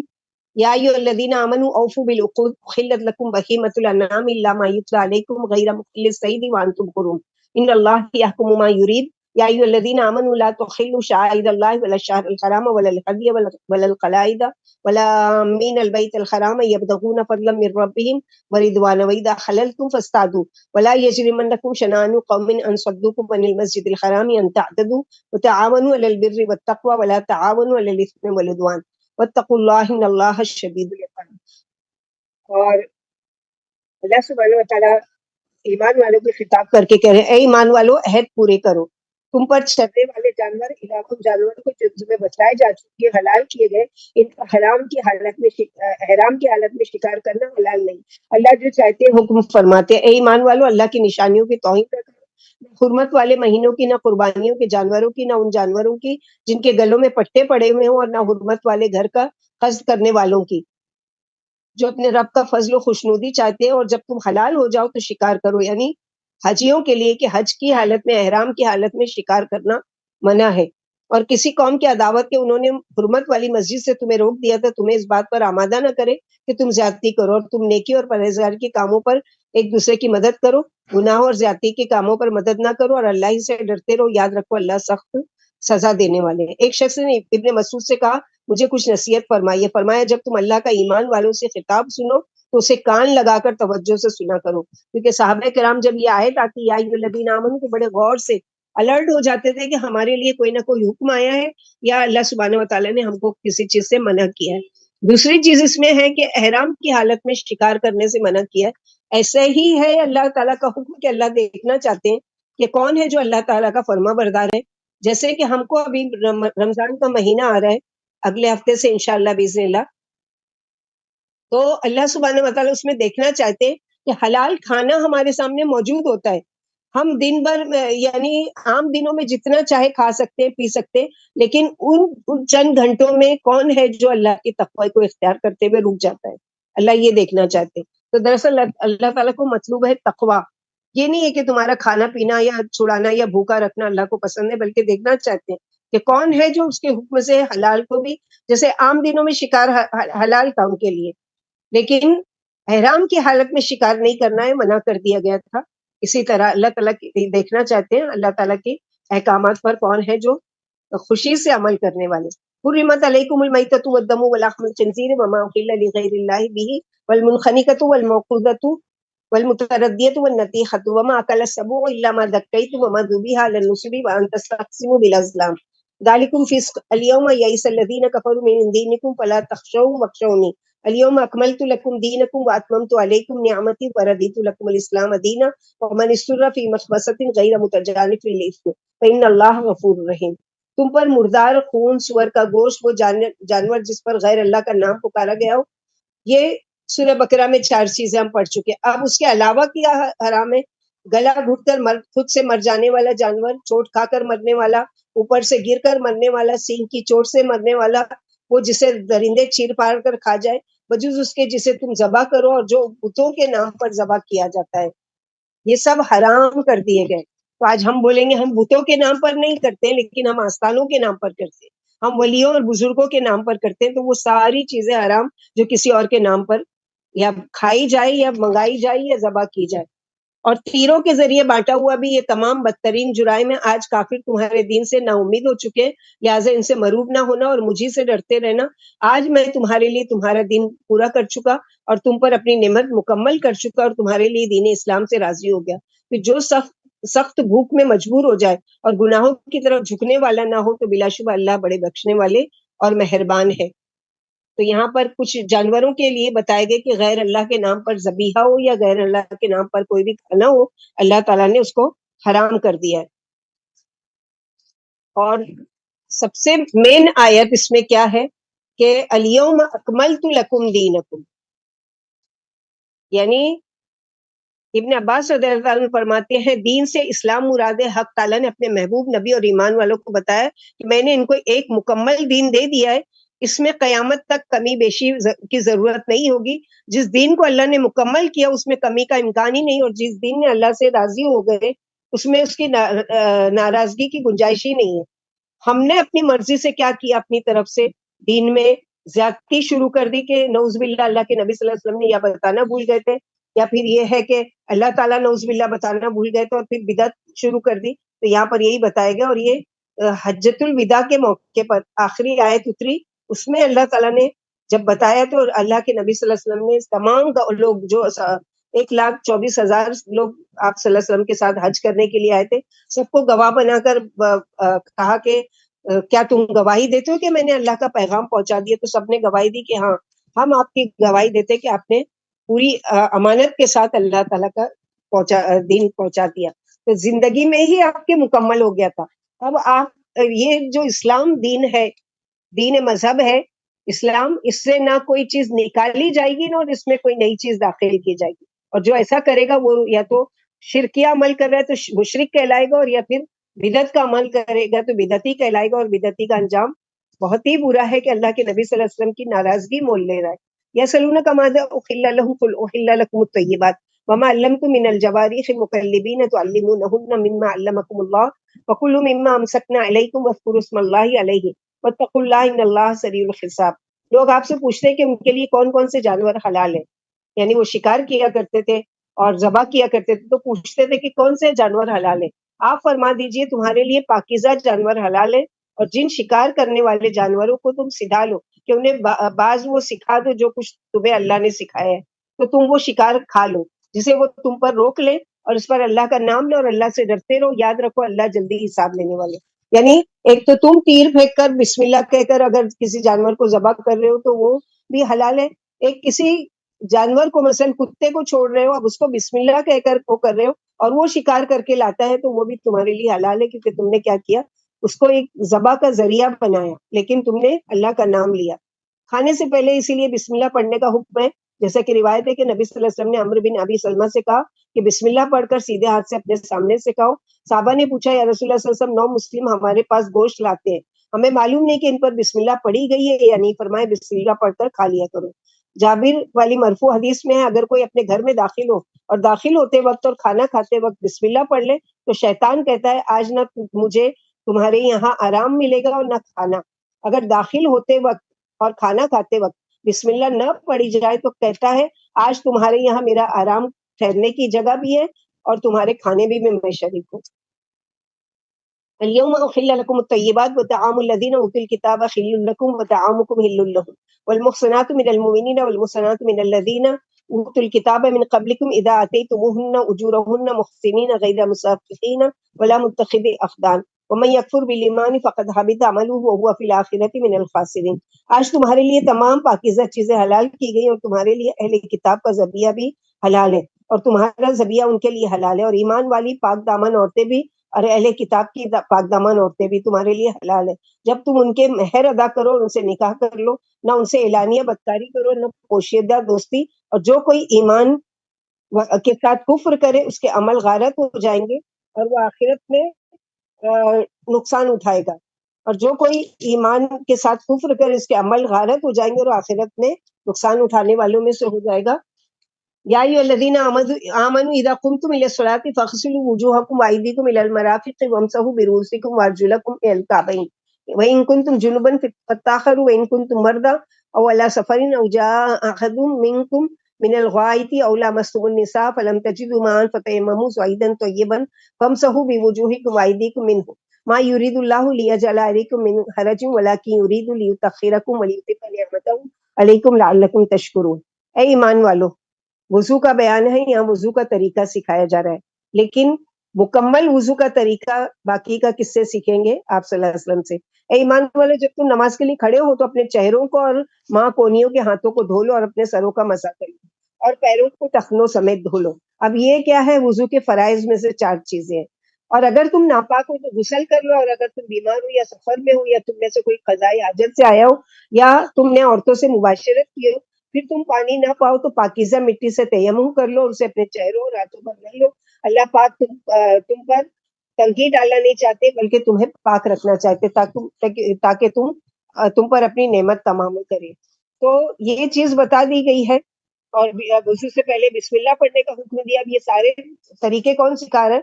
اللہ کے نبی صلی اللہ علیہ وسلم کہ وضو میں کلی کرنا ہے، ناک میں پانی ڈالنا ہے، اور اس کے علاوہ کیا کرنا ہے، کیونکہ یہاں پر تو چہرہ دھونا، کونی تک ہاتھ دھونا، ٹخنوں تک دھونا، سر کا مسح کرنا، یہی بتایا گیا.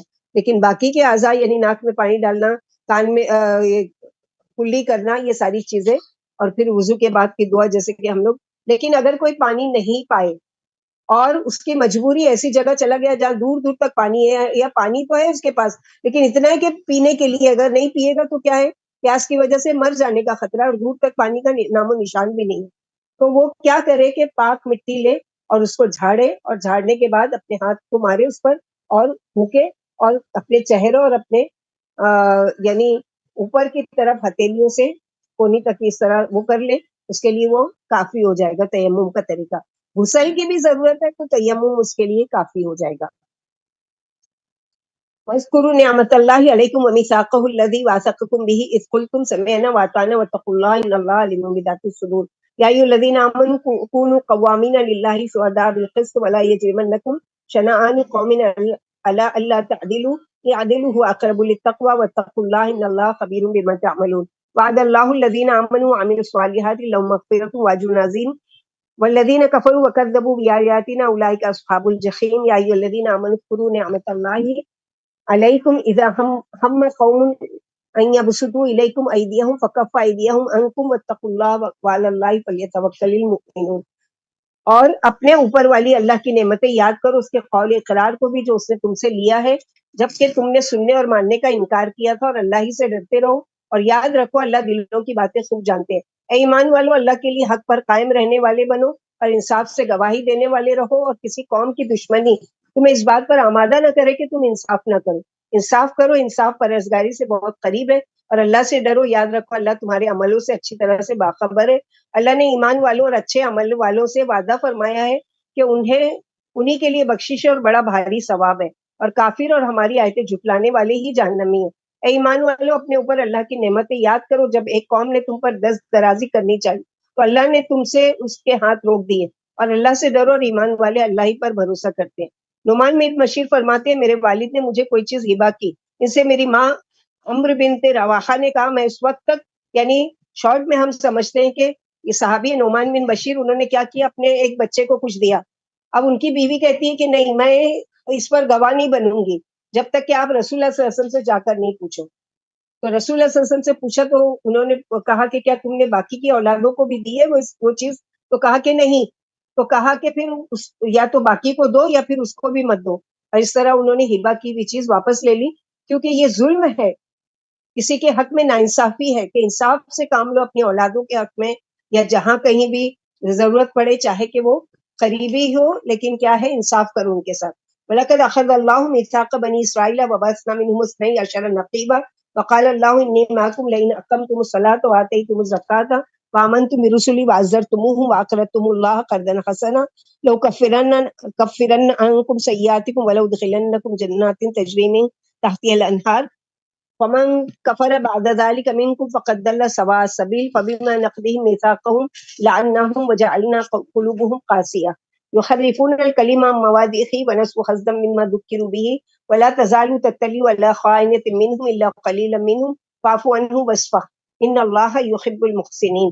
ومن الذين قالوا إنا نصارى أخذنا ميثاقهم فنسوا حظا مما ذكروا به فأغرينا بينهم العداوة والبغضاء إلى يوم القيامة وسوف ينبئهم اللہ بما كانوا يصنعون.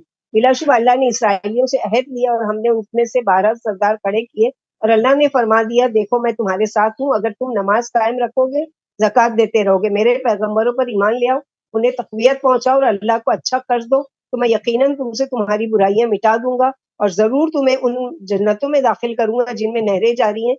پھر اس کے بعد بھی جو کفر کرے گا وہ سیدھے راہ سے بھٹک جائے گا. پھر ان کے اپنے عہد کو توڑ ڈالنے کی وجہ سے ہم نے ان پر لعنت کی اور ان کے دل سخت کر دیے. وہ کلموں کو ان کی جگہ سے بدل ڈالتے ہیں، اور جس چیز کی انہیں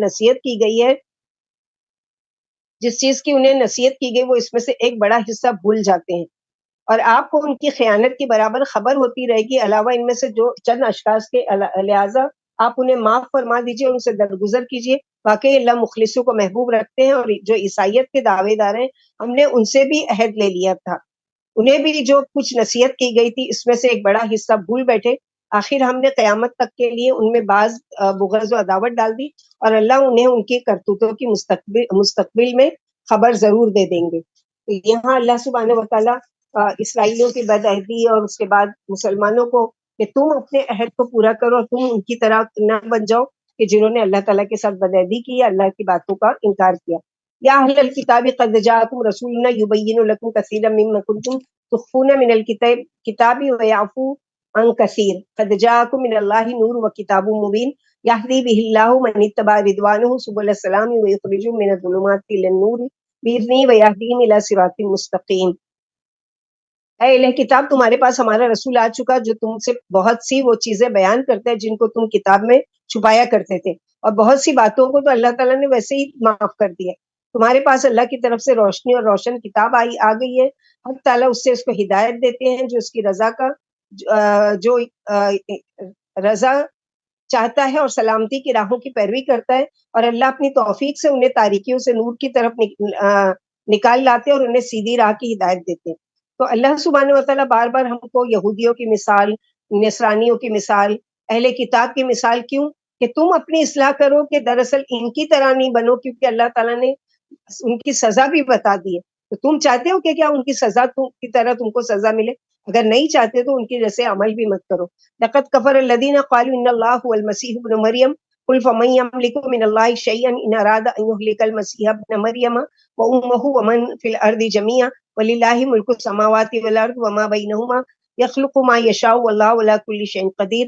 وقالت اليہود والنصارى نحن ابناء اللہ واحباؤہ قل فلم یعذبکم بذنوبکم بل انتم بشر ممن خلق یغفر لمن یشاء ویعذب من یشاء وللہ ملک السماوات والارض وما بینہما والیہ المصیر۔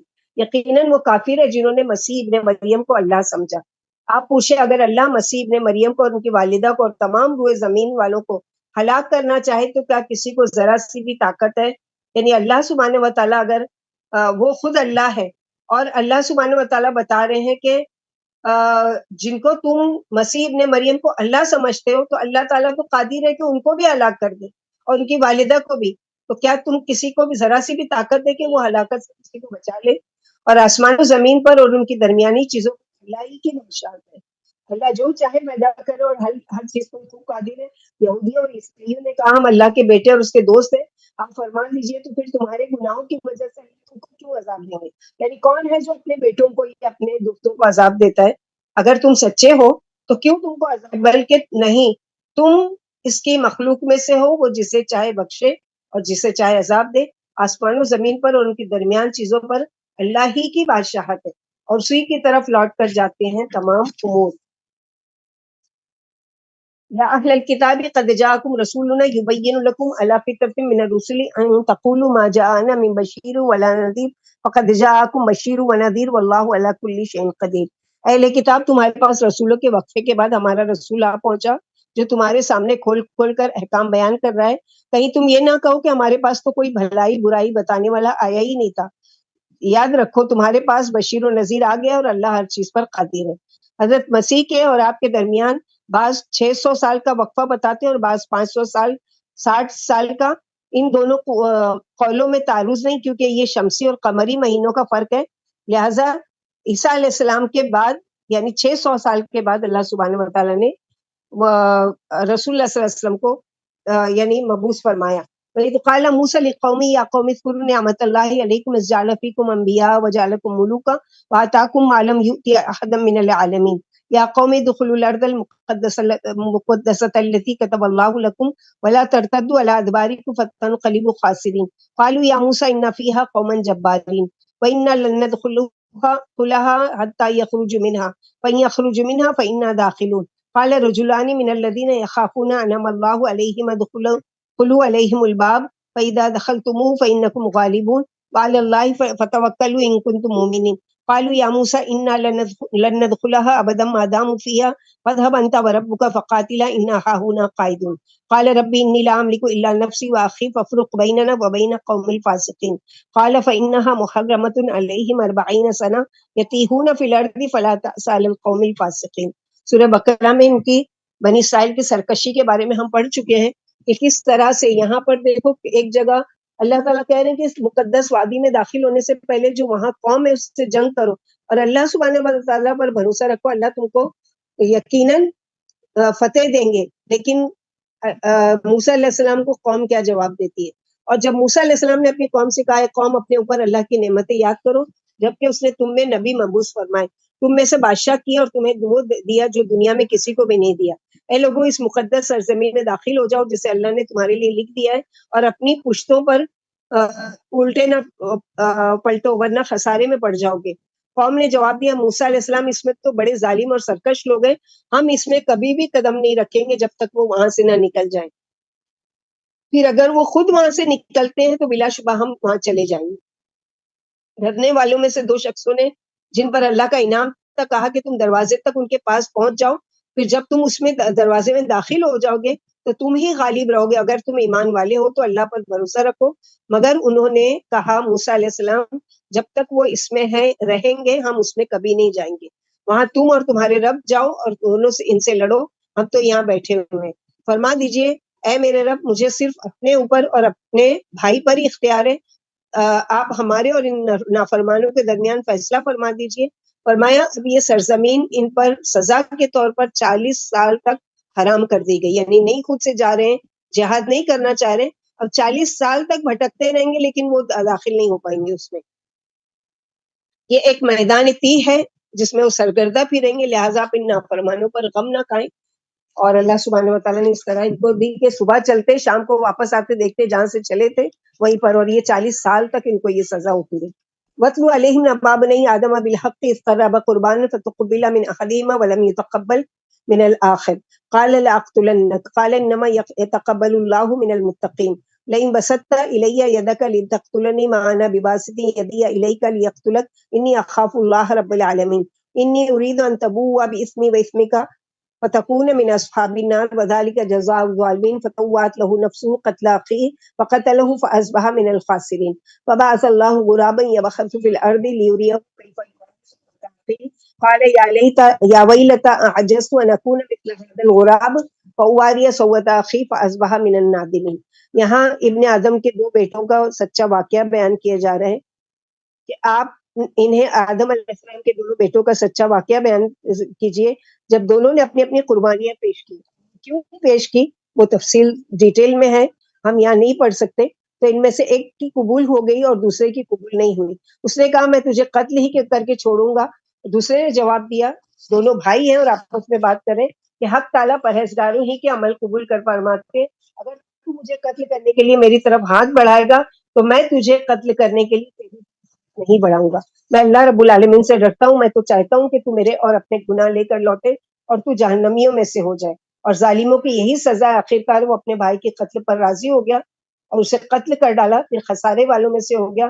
پھر اللہ نے ایک کوا بھیجا جو زمین کھودنے لگا تاکہ اسے دکھائے کہ کس طرح اپنے بھائی کی لاش چھپائے. اس نے کہا بڑے شرم کی بات ہے، افسوس میں اس کوے سے بھی گزرا ہوا ہو گیا کہ اپنے بھائی کی لاش کو چھپا دیتا. پھر وہ سخت نادم ہوا.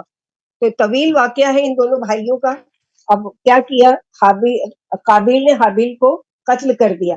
اب قتل کرنے کے بعد پچھتا رہا ہے، جیسے کوئی بھی بڑا گناہ کرنے کے بعد لوگ پچھتاتے ہیں، لیکن اب اس کے پچھتانے کا وہ نہیں ہے کیونکہ جان تو واپس آ نہیں سکتی. یہاں پر اس نے یہ کیا کہ منع کیا بھائی نے کہ تو اگر میری طرف ہاتھ بڑھائے گا تو میں تو نہیں تیری طرف ہاتھ بڑھاؤں گا کیونکہ میں اللہ رب العالمین سے ڈرتا ہوں. لیکن اس نے کیا کیا کہ اپنے بھائی کو قتل کر دیا. قتل کرنے کے بعد اس نے کیا کیا کہ شرمندہ ہو رہا ہے کہ اب کروں کیا، یعنی باپ کے پاس جاتا ہوں تو وہ مجھے یعنی ڈر خوف ہے کہ میرے ساتھ کیا سلوک کریں گے، اور اگر نہیں جاتا ہوں تو اس لاش کا میں کروں کیا. تو اللہ سبحانہ و تعالیٰ نے سب سے پہلے یہ قتل زمین پر ہوا تھا، اور لہٰذا اس کی یعنی قبر ابھی تک کسی کی شاید موت بھی نہیں ہوئی تھی، اس لیے کہ قبر کا کسی کو پتہ ہی نہیں تھا کہ مردے کو کیسے دفنایا جاتا ہے. تو اللہ سبحانہ و تعالیٰ نے مثال کے طور پر ایک کوے کو بھیجا. اس کوے نے کیا کیا کہ آ کر یہ ایک منٹ، اس کوے نے آ کر ایک کوے کو چوٹ سے مارا، اور مارنے کے بعد کیا کیا اس نے کہ اس کی لاش زمین کو کھودا اور اس کی لاش کو دفنا دیا. تو وہی طریقہ دیکھ کر اس نے کیا کیا کہ قابیل نے کہ زمین کو کھودا، قبر کھودی اور اس میں اپنے بھائی کو دفنا دیا. اور زمین پر پہلا قتل یہ ہوا، جیسے کہ آگے کی آیتوں میں ہم پڑھیں گے. اسی لیے جتنا قتل زمین پر ہوگا قیامت تک، وہ ساری کی سزا کس کو ملے گی؟ قابیل کو، کیونکہ اس نے ایک نئی گناہ کا ایجاد کیا. جیسے عام دنیا میں ہم لوگ نے پہلے پڑھا نا کہ من یشفع شفاعۃ حسنۃ، جو کوئی نیکی کا کام کرے گا یا نیکی کا کسی کو حکم دے گا تو اس کو اس کا اجر ملتا رہے گا بڑھ چڑھ کر. اسی طرح کوئی گناہ کا کام کی ایجاد کرے گا تو وہ دنیا سے چلا بھی جائے گا لیکن اس کی سزا اس کو ملتی رہے گی. تو اس چیز سے ڈرنا چاہیے کہ ہم کون سا عمل لوگوں تک پہنچا رہے ہیں، اچھی چیز یا بری چیز. من اجل ذالک كتبنا على بني اسرائیل انه من قتل نفسا بغیر نفس او فساد في الارض فكانما قتل الناس جميعا ومن احیاها فكانما احیا الناس جميعا ولقد جاءتهم رسلنا بالبينات ثم ان كثيرا منهم بعد ذلك في الارض لمسرفون انما جزاء الذين يحاربون الله ورسوله ويسعون في الارض فسادا ان يقتلوا او يسلبوا او تقطع ايديهم وارجلهم من خلاف او ينفوا من الارض ذلك لهم خزي في الدنيا ولهم في الآخرة عذاب عظيم إلا الذين تابوا من قبل أن تقدروا عليهم فاعلموا أن الله غفور رحيم.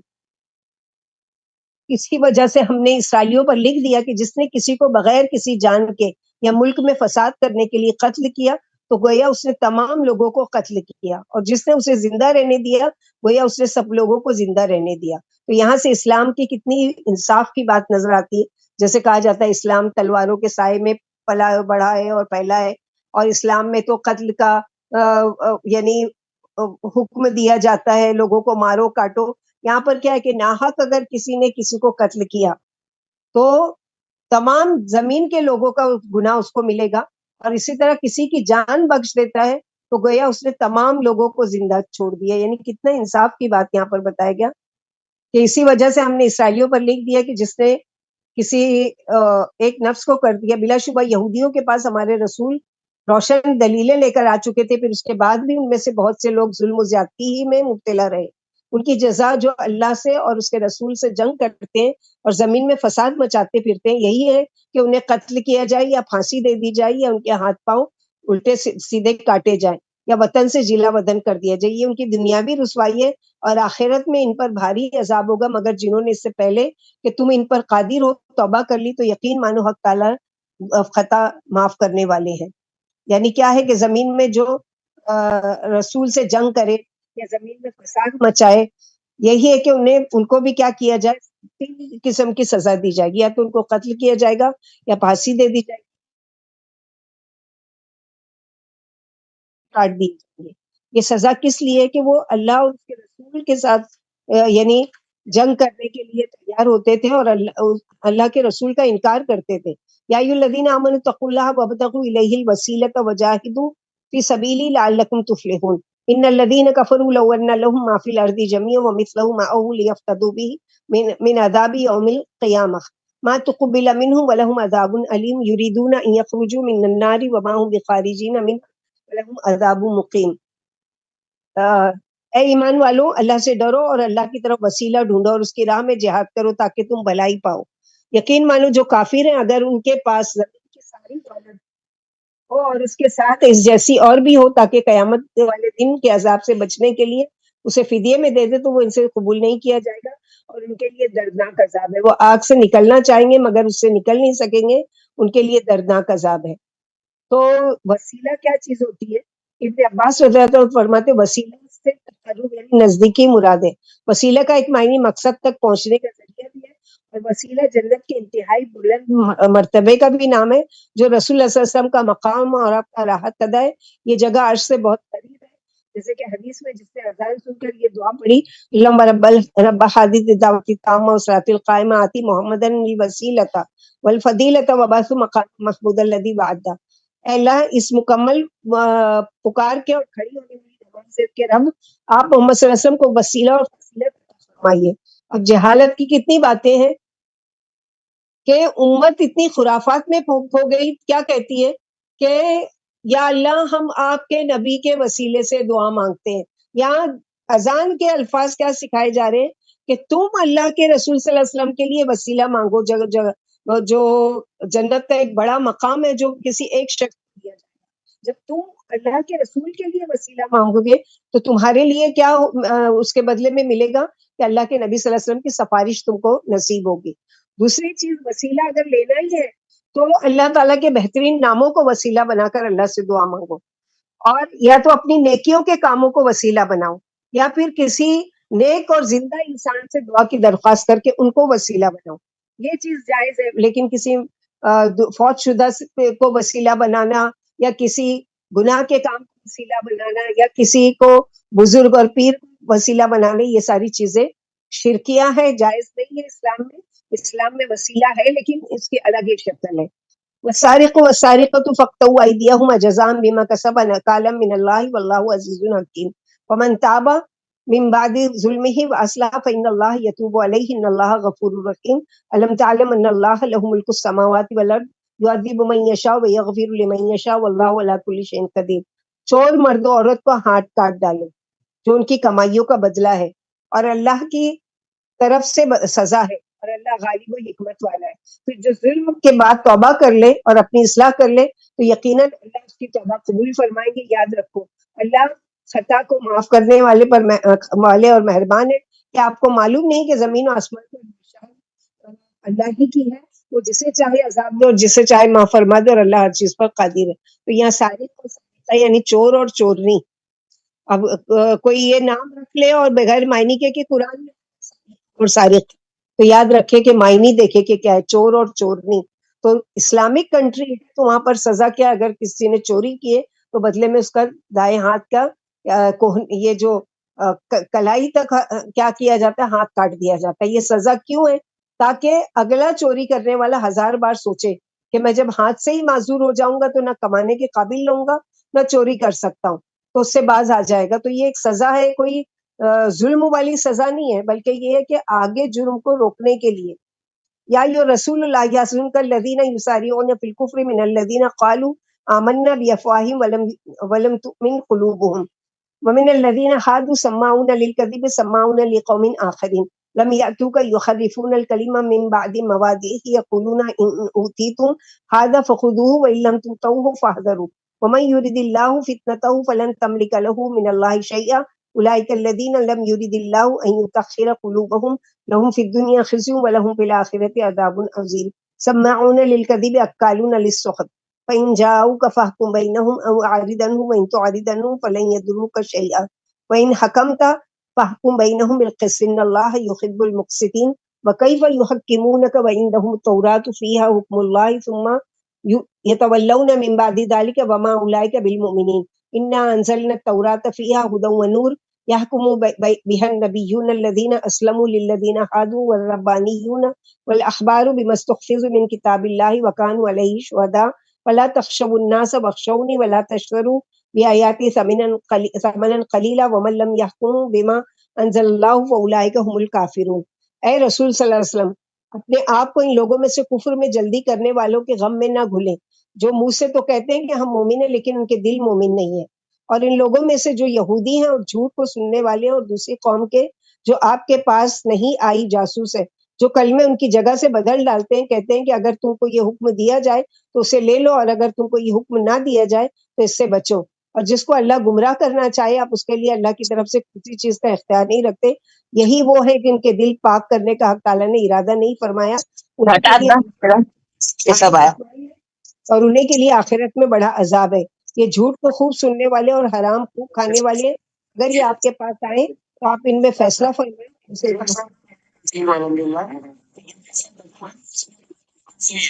سب ساتھ میں بھائی لوگ اپنے اپنے کام سے رات میں فری ہو گئے ہی.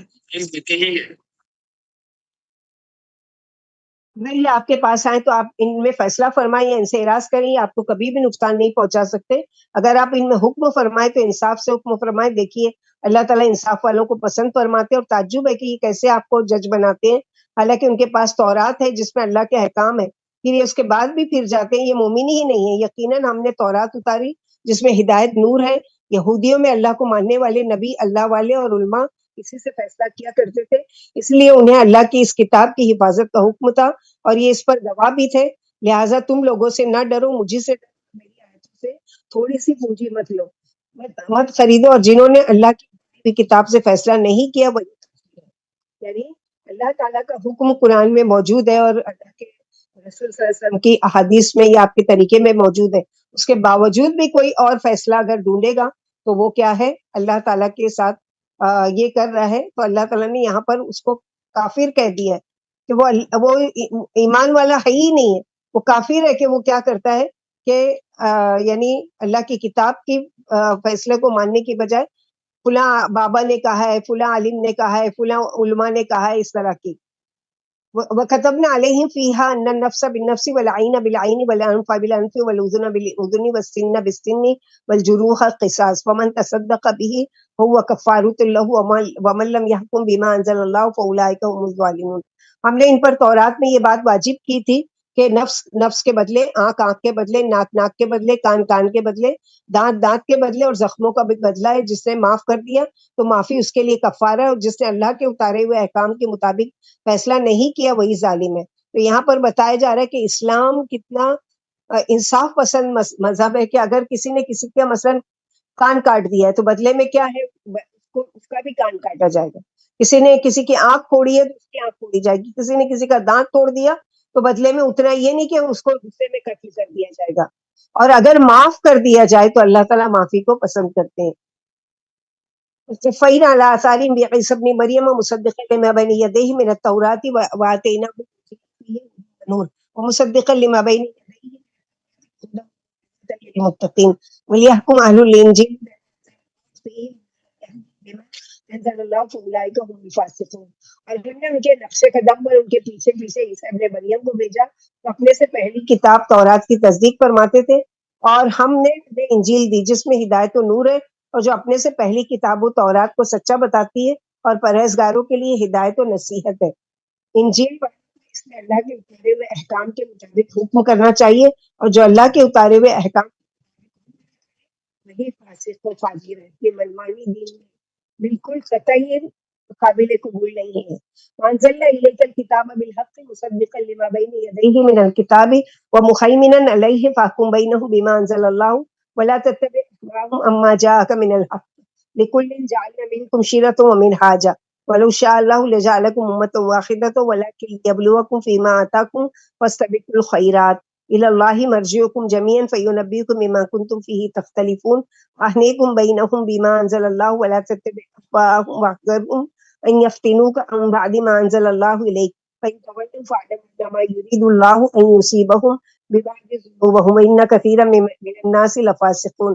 وَحُكْمَ الْجَاهِلِيَّةِ يَبْغُونَ وَمَنْ أَحْسَنُ مِنَ اللَّهِ حُكْمًا لِقَوْمٍ يُوقِنُونَ. ہم نے آپ پر سچائی کے ساتھ کتاب اتاری جو سابق کتابوں کی تصدیق کرتی ہے اور ان پر امین ہے، اس لیے آپ ان میں اسی حکم کے موافق فیصلہ کیجئے جو اللہ نے اتارا ہے، ان کی خواہش کی پیروی نہیں کیجئے، حق سے نہ ہٹے. تم میں سے ہر ایک کے لیے ہم نے شریعت اور راہ مقرر کر دی. اگر اللہ چاہتے تو تم کو ایک ہی قوم بنا دیتے، لیکن اس کی چاہت ہے کہ تم کو اس چیز میں آزمائے جو اس نے تمہیں دی ہے. لہٰذا نیکیوں میں سبقت کرو، تم سب کو اللہ کی طرف لوٹنا ہے، پھر وہ تمہیں تمہارے اختلافات کی خبر دے دیں گے. اور یہ کہ آپ ان میں اسی حکم کے موافق فیصلہ کریں جو اللہ نے اتارا ہے، اور ان کی خواہشوں کی پیروی نہ کریں، اور آپ ان سے بچے. ایسا نہ ہو کہ وہ آپ کو بعض اللہ کے اتارے ہوئے احکام سے بہکا دیں، پھر اگر وہ پھر جائیں تو یقین مانیے کہ اللہ ہی انہیں ان کے بعض گناہوں کی وجہ سے سزا دینا چاہتے ہیں.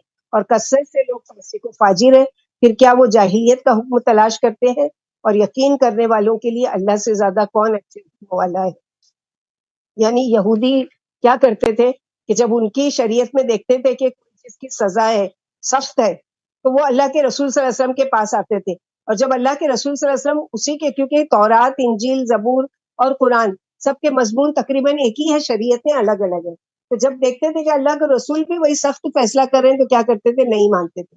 تو آپ صلی اللہ علیہ وسلم کو تنبیہ، ان کو نہیں کہا جا رہا ہے، آپ صلی اللہ علیہ وسلم کو تنبیہ کی جا رہی ہے کہ ان کی خواہشات کے مطابق فیصلے مت کیجیے، بلکہ کتاب اللہ کے مطابق. حالانکہ اللہ کے رسول ایسا کرنے والے نہیں تھے.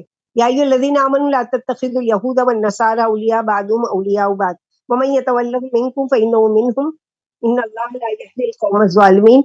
فترى الذین فی قلوبهم مرض یسارعون فیہم یقولون نخشى ان تصیبنا دائرۃ فعسى الله أن يأتي بالفتح أو أمر من عنده فيصبحوا على ما أسروا في أنفسهم نادمين ويقول الذين آمنوا أهؤلاء الذين أقسموا بالله جهد أيمانهم إنهم لمعكم حبطت أعمالهم فأصبحوا خاسرين. اے ایمان والو، یہودی اور عیسائیوں کو دوست نہ بناؤ، وہ آپس میں ایک دوسرے کے دوست ہیں، اور تم میں سے جو ان سے دوستی کرے وہ یقیناً انہی میں سے ہے۔ حق تعالیٰ ایسے ظالموں کو کسی صورت سے بھی ہدایت نہیں فرماتے۔ آپ انہیں جن کے دلوں میں بیماری ہے دیکھیں گے تو ان کی دوستی میں سبقت کر رہے ہیں، کہتے ہیں کہ ہمیں زمانے کی گردش کے پہنچ جانے کا ڈر ہے، بس ممکن ہے کہ جلدی تعالیٰ فتح لے آئے یا اپنے پاس سے کوئی اور بات لے آئے، پھر یہ ان باتوں پر جو اپنے دلوں میں چھپاتے ہیں پشیمان ہو، اور ایمان والے کہیں گے کیا یہی وہ ہیں جو اللہ کی سخت سخت قسمیں کھایا کرتے تھے کہ ہم تمہارے ساتھ ہیں؟ ان کے عمل غارت ہو گئے اور یہ ناکام ہو گئے۔ تو ایک تو یہ ہے کہ جیسے مثلاً اسکول میں، کالجوں میں یہودیوں اور عیسائیوں اور نصرانیوں اور ان سے دوستی کرنا یا مشرکوں سے، یہ ایک الگ چیز ہے، لیکن دلی دوستی کہ تم ان کے طریقے پر آ جاؤ تو اس کے لیے منع کیا جا رہا ہے۔ آج ہم یہ تو نہیں کرتے کہ کوئی کرسچن ہے یا کوئی نان مسلم ہے وہ ہمارا دوست ہے، لیکن کلچر میں ہم نے ان کو اپنا دوست بنا لیا ہے۔ وہ برتھ ڈے مناتے ہیں، ہم بھی برتھ ڈے مناتے ہیں، وہ ویڈنگ اینیورسری مناتے ہیں، ہم بھی مناتے ہیں، وہ ہیپی نیو ایئر مناتے ہیں، ہم بھی مناتے ہیں۔ تو یہ کون کرتا ہے؟ جو کسی کو دوست مانتا ہے اس کے طریقے پر چلنا چاہتا ہے نا۔ تو آج ہم مسلمان ہو کر اپنے آپ کو مسلمان کہتے ہیں، لیکن ہماری زندگیوں کے طریقے دیکھیے، ہمارے گھروں کے جو خوشیاں منانے کے طریقے دیکھیے، وہ مکمل ان کی مشابہت، اور اللہ کے رسول صلی اللہ علیہ وسلم نے سختی سے کہا کہ جو قوم کسی قوم کی مشابہت کرے گی تو وہ انہی میں سے ہوگی، یعنی اگر اسی حالت میں توبہ کیے بغیر مر گئے تو یاد رکھو کہ انہی کے ساتھ انجام ہوگا۔ اللہم لا تجلنا منہم، اللہم حفظنا منہم۔ ہمارے لیے خوشیاں منانے کے دن کم ہے، ابھی عید آ رہی ہے، بقرہ عید آ رہی ہے، اس کے علاوہ جمعہ کا دن ہے جس کو چھوٹی عید کہی گئی ہے، آج کا دن ہے کثرت سے اللہ کے رسول صلی اللہ علیہ وسلم پر درود بھیجنا ہے، سورہ کہف پڑھنا ہے، عصر سے مغرب تک کے وقت میں دعا کرنا ہے، یہ ساری سنتیں، یہ ساری خوشیاں ہمارے لیے ہیں۔ اور رمضان تو پورا کا پورا خوشیوں کا مہینہ ہے، کھانا پینا اور اس کے علاوہ خوب خوب عبادت کا۔ تو یہ ساری خوشیوں کو چھوڑ کر کیا ضرورت ہے کہ ہم کسی اور کا طریقہ اپنائیں؟ تو یاد رکھے کہ جو جس کے جیسی مشابہت کرے گا وہ اسی میں سے ہوگا۔ اللہ نہ کرے کہ ہم دنیا سے جائیں سال میں کہ ہم کو پکارا جائے او یہودی یا نصرانی، کیونکہ یہ سارے مذہب خود بنائے گئے ہیں، جبکہ اسلام کیا ہے؟ اللہ تعالیٰ نے بنا کر بھیجا ہے۔ یا ایھا الذین آمنوا من یرتد منکم عن دینہ فسوف یأتی اللہ بقوم یحبونہ ویحبونہ اذلۃ علی المؤمنین اعزۃ علی الکافرین یجاہدون فی سبیل اللہ ولا یخافون لومۃ لائم ذلک فضل اللہ یؤتیہ من یشاء واللہ واسع علیم انما ولیکم اللہ ورسولہ والذین آمنوا والذین یقیمون الصلاۃ ویؤتون الزکاۃ وهم راکعون ومن یتول اللہ ورسولہ والذین آمنوا فإن حزب اللہ هم الغالبون۔ اے ایمان والو، اگر تم میں سے کوئی اپنے دین سے پھر جائے تو عنقریب اللہ ایسے لوگ لے آئیں گے جن سے ان سے محبت ہوگی اور انہیں اللہ سے محبت ہوگی، جو ایمان والوں کے حق میں نرم اور کافروں کے حق میں سخت ہوں گے، اور اللہ کی راہ میں جہاد کریں گے اور برا بھلا کہنے والے کے برے بھلے سے نہیں ڈریں گے۔ یہ اللہ کا فضل ہے کہ جس کو چاہے عنایت فرمائے، اور اللہ بڑی وسعت والے اور بڑے علم والے ہیں۔ تمہارے دوست اللہ اور اس کے رسول اور ایمان والے ہی ہیں جو نماز کے پابند ہیں، زکوٰۃ ادا کرتے ہیں، اللہ کے سامنے جھکے ہوئے ہیں، اور جو اللہ سے اور اس کے رسول سے اور ایمان والوں سے دوستی کرے اسے لائق ہے، کیونکہ اللہ ہی کی جماعت غالب آنے والی ہے۔ اللہم اجعلنا منہم، اللہ ہمیں حزب اللہ میں سے بنائے، کہ وہ جو اللہ کی جماعت ہے اللہ سبحانہ وتعالیٰ ہمیں ان میں سے بنائے۔ تو جو اللہ اور اس کے رسول اور مومنوں سے دوستی کرتے ہیں ان کا بیان فرمایا ہے، جیسا کہ سورہ مجادلہ میں بھی ہے، اللہ نے لکھ دیا ہے کہ میں اور میرے رسول غالب آ کر رہیں گے۔ یاد رکھو اللہ بڑے زبردست غالب ہیں، اور اگرچہ ان کے یعنی سورہ توبہ میں بھی یہ آیتیں آئے گی کہ اصل حقدار جو ہے دوستی کے وہ کیا ہے؟ مومن۔ اور ہم کیا کہتے ہیں؟ ایسے مسلمان سے تو وہ کافر ہی اچھے، اس طرح کی باتیں کرتے ہیں۔ تو یاد رکھے یہ اللہ سبحانہ وتعالیٰ ایک مسلمان کتنا بھی گیا گزرا ہو، لیکن وہ اگر مشرک نہیں ہے، اس کی طرح کا شرکیہ عقیدہ نہیں رکھتا ہے، تو وہ 1000 مرتبہ کسی مشرک پر بھاری ہے اور اسے بہتر ہے۔ تو یہاں اللہ تعالیٰ نے یہی چیز کا لیے منایا کہ اللہ کے خاندان اور اللہ کی جماعت والوں میں سے بن جاؤ۔ یا ایھا الذین آمنوا لا تتخذوا الذین اتخذوا دینکم ہزوا ولعبا من الذین اوتوا الکتاب من قبلکم والکفار اولیاء واتقوا اللہ ان کنتم مؤمنین واذا نادیتم الی الصلاۃ اتخذوها ہزوا ولعبا ذلک بانہم قالوا قوم لا یعقلون۔ اے ایمان والو، اہل کتاب میں سے ان لوگوں کو جنہوں نے تمہارے دین کو مذاق اور کھیل مقرر کر لیا ہے، اور کافروں کو دوست نہ بناؤ اور اللہ سے ڈر جاؤ، اور اگر تم ایمان والے ہو جب تم نماز کے لیے اعلان کرتے ہو تو وہ اس کا مذاق اڑاتے ہیں اور کھیل کرتے ہیں، یہ اس لیے کہ وہ ناسمجھ ہے۔ یعنی مذاق اڑاتے تھے کس طرح سے کہ اذان جب ہوتی ہے، اسی طرح جب تم اذان دے کر لوگوں کو نماز کی طرف جو ارباب دانش علم کے نزدیک افضل عمل ہے بلاتے ہو، تو یہ بدبخت جو تھے مشرکین مکہ وہ کیا کرتے تھے، اذان کا بھی مذاق اڑاتے تھے اور اسے کھیل سمجھتے تھے، کیونکہ اللہ کی عبادتوں کے معنی کو اور احکام شرعیہ کا مفہوم سمجھنے سے قاصر ہیں۔ یہ باتیں شیطان کے مریدوں کی ہیں، کیونکہ شیطان جب اذان سنتا ہے تو بری طرح سے یعنی غصے کی حالت میں بھاگتا ہے اور اس قدر دور جا کر دم لیتا ہے کہ اذان کی آواز اس کے کان میں نہ آئے۔ جب اذان ہو چکتی ہے تو پھر آ کر وسوسے ڈالتا ہے، پھر جب تکبیر ہوتی ہے تو پھر بھاگ جاتا ہے، تحریمہ کے بعد پھر آ جاتا ہے اور نمازیوں کے دلوں میں وسوسہ ڈالتا ہے اور دور دور کی باتیں یاد دلاتا ہے۔ نمازی کو ان میں محو ہو کر خبر نہیں رہتی کہ اس نے کتنی نماز پڑھی۔ اگر کوئی اس قسم کے شیطانی وسوسوں سے محو ہو کر بھول جائے تو سلام سے پہلے 2 سجدے کر لے، یعنی غلطی کر لی، اب اس کو یاد ہی نہیں ہے کہ 3 پڑھی نماز، 4 والی 3 پڑھ کے سلام پھیر دیا، تو پھر کیا کرے کہ اگر نماز کی اندر ہی اس کو یاد آ رہا ہے تو کیا کرے، 2 سجدے سہو کر لے۔ اگر نماز کے بعد اس کو ڈاؤٹ ہو رہا ہے کہ پتہ نہیں 4 والی میں نے 2 ہی پڑھی ہے 3 پڑھی ہے، تو پھر 1 رکعت پڑھ کر اس کو پورا کرے اور 2 سجدے سہو کر لے، کیونکہ یہ شیطانی فعل ہے کہ وہ کیا کرتا ہے، جیسے مشرکین مکہ جب اللہ کے نبی صلی اللہ علیہ وسلم قرآن پڑھا کرتے تھے تو وہ کیا ہے، سیٹیاں اور تالیاں بجاتے تھے، اور اسی طرح یہ یہودی ہیں اور جو دوسری قوم تھے وہ کیا کرتے تھے کہ اذان ہوتی تھی تو اس کے کلمے کو موڑ توڑ کر پیش کرتے تھے اور مذاق اڑاتے تھے۔ تو یہاں پر یہی کہا جا رہا ہے، آج مذاق تو نہیں اڑایا جاتا لیکن آج ان پر وہ 5 منٹ کی نماز بھاری ہے، اس کے بجائے دنیا کے جو خرافات اتنے زور زور سے ڈھول پیٹے جاتے اور پتہ نہیں کیا کیا کیا جاتا ہے، اس پر ان کے کانوں کو تکلیف نہیں ہوتی، لیکن اذان جو 5 منٹ کی ہوتی ہے اس کو تکلیف ہوتی ہے۔ تو یہ اللہ تعالیٰ کی مشیت سے ہی ہو رہا ہے نا، اگر اللہ چاہے تو ان کی آوازوں کو بند کر دے اور ان کے یعنی ساری چالوں کو ناکام کر دے۔ قل یا اہل الکتاب هل تنقمون منا الا ان آمنا بالله وما انزل الینا وما انزل من قبل وان اکثرکم فاسقون۔ قل هل ننبئکم بشر من ذلك مثوبة عند الله من لعنه الله وغضب عليه وجعل منهم القردة والخنازير وعبد الطاغوت اولئك شر مكانا وأضل عن سواء السبيل وإذا جاءوكم قالوا آمنا وقد دخلوا بالكفر وهم قد خرجوا به والله أعلم بما كانوا يكتمون وترى كثيرا منهم يسارعون في الإثم والعدوان وأكلهم السحت لبئس ما كانوا يعملون لولا ينهاهم الربانيون والأحبار عن قولهم الإثم وأكلهم السحت لبئس ما كانوا يصنعون۔ آپ فرمان دیجئے اے اہل کتاب، کیا تم اسی کا ہم سے انتقام لیتے ہو کہ ہم اللہ پر ایمان لے آئے ہیں اور اس کتاب پر بھی جو ہم پر اتری ہے اور ان پر بھی جو اس سے پہلے اتری، دیکھو تم میں اکثر فاسق و فاجر ہے۔ آپ فرما دیجئے کیا میں تمہیں بتاؤں کہ اللہ کے نزدیک جزا میں اس سے بھی بدتر اجر پانے والا کون ہے؟ وہ ہے جن پر اللہ نے پھٹکار ڈال دی، یعنی لعنت، اور اللہ ان سے ناراض ہو گیا اور ان میں سے بعض کو بندر اور سور بنا دیا، اور جنہوں نے بت پرستی کی وہ بدترین گھر والے ہیں اور سیدھی راہ سے بہت ہی بھٹکے ہوئے ہیں۔ جب تمہارے پاس آتے ہیں تو کہتے ہیں کہ ہم مومن ہیں، حالانکہ کفر ہی کے ساتھ داخل ہوئے تھے اور اسی کے ساتھ نکل گئے، اور اللہ وہ باتیں خوب جانتے ہیں جنہیں وہ چھپاتے ہیں۔ آپ انہیں گناہوں میں، زیادتیوں میں اور حرام کاموں میں خوب لپکتے ہوئے دیکھیں گے۔ ان کے عمل انتہائی برے ہیں، انہیں ان کے عابد و عالم گناہوں سے اور حرام کھانے سے کیوں نہیں روکتے؟ واقعی ان کے کارنامے انتہائی شرمناک ہیں۔